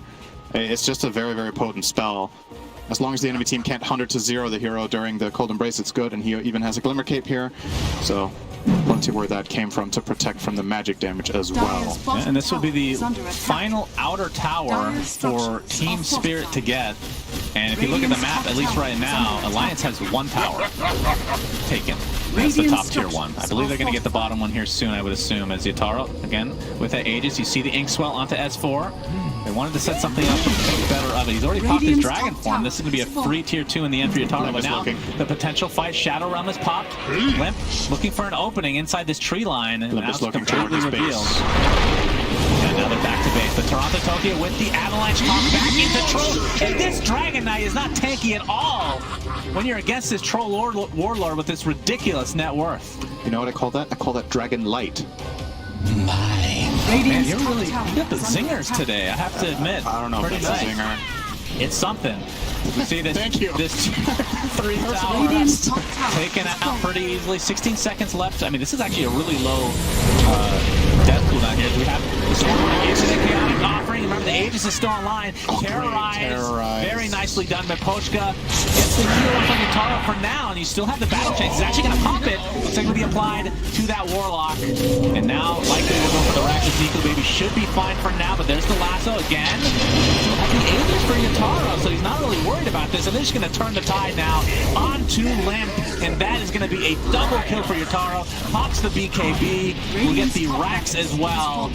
18-2 in terms of just the scoreline. Shannon, I think we're getting our answer for what Team Spirit do in Game 3. They haven't had a chance to do this during the groups. They've been waiting. In Game 3, they stomped the hardest they have possibly been able to in this tournament. I think this is the most one-sided game Team Spirit has played. This is a Gaben shellacking if I've ever seen one. Skewer into the Avatar, onto the Ursa. He does not have buyback. It's a 5v4 without your position 1. And now Yataro, again, still has the Aegis online. Not sure how much longer he has on it, but we get the Dragon Tail onto the Tiny. But there's a save again. Miposhka on the back lane. Another Blink Skewer. Dragon Knight now in the hands of Troll Warlord will drop. Does have buyback, of course. Finally, the Aegis is expended. We have to think at the very least Team Spirit will be able to get this tier, or this second set of racks. And they can just reset if they want. Let's see how disciplined they want to play. Has fallen. I mean, again, 20-2, 21K network lead at 26 minutes. This feels very difficult. Collapse, not able to get... I mean, these Blink Skewers have been really good up until that one, of course. Yeah. I think Collapse for... I don't think I only speak for myself when I say he's been really impressive. Like, it's one of the players that have, like, say the least pedigree going into the tournament that people know the least about. What is he, a horse? Yes. Pedigree. Yeah. Okay. I don't know if that's... Can you not use that? You probably can, but it's reserved for horses usually. But horses and dog food. I mean, he does play Centaur from time to time, so I guess it's acceptable. He has been playing very, very well in this tournament. I think he's very much making a name for himself here. Like I said, one of the lesser-known players going into the tournament, but he's just delivering. Like, I'm trying to think of a game where I was like, man, Collapse looked really inexperienced in this one. Like, he's just been stable. Been doing good in his lanes. He definitely has like a player personality, like the type of heroes they put him on. It's defined, but it's working. Like, Team Spirit are about to get top 8 here with a win in this series. Yeah, they're looking... Again, we talked about Team Spirit. They've looked good throughout the entire group stage, and like we were impressed with them. Yeah. So I'm not surprised. I guess maybe more surprised that Alliance is, if things go as they're going right now, only winning 1 game at the major. That's kind of crazy to think about.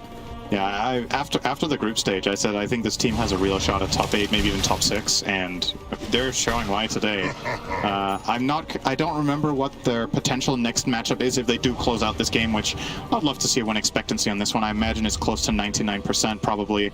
You have Mag Troll with a 23k lead. It can't. Okay, it's 100. 100%. Okay. This would be an incredible comeback for Alliance to win a game that they had 0% chance of winning. There's the Avatars, and they just delete the Grimstruck. Does have buyback, though. Also has the shard, so his Inkswell is going to be able to hard dispel once it goes off, and it also heals the target. So who knows, maybe that'll come into play. There's the Blink Skewer again. It feels like Alliance is just letting them do this now. Of course, there's not much they can do, sadly, for them, as that is a dead S4. Horn Toss, as you can see, that's a shard for Magnus, so he can do a lot of cool little stuff to combo with his Skewer. And Yatara, all right, that's a double buyback on Alliance. This is going to be the last-ditch effort for them. And with this, Spirit might just reset. They could just keep going, though. They have nothing to worry about, I don't think. Collapse.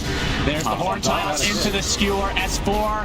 He will not have buyback for this. And yeah, he drops 70 seconds on the deck. And Team Spirit look to be taking this in a Gaben-level shellacking, I have to say, Cinder. This is a mega stomp. There's the RP, not even getting the Warlock ult off. Does have buyback, but it matters not. GG, Alliance is eliminated, and Team Spirit shall move on. Wow, that was convincing. That was a great showing.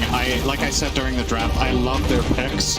I thought the Bad Rider could be like a really cool trump card pick from Alliance, but it just did not work out. He didn't really win his...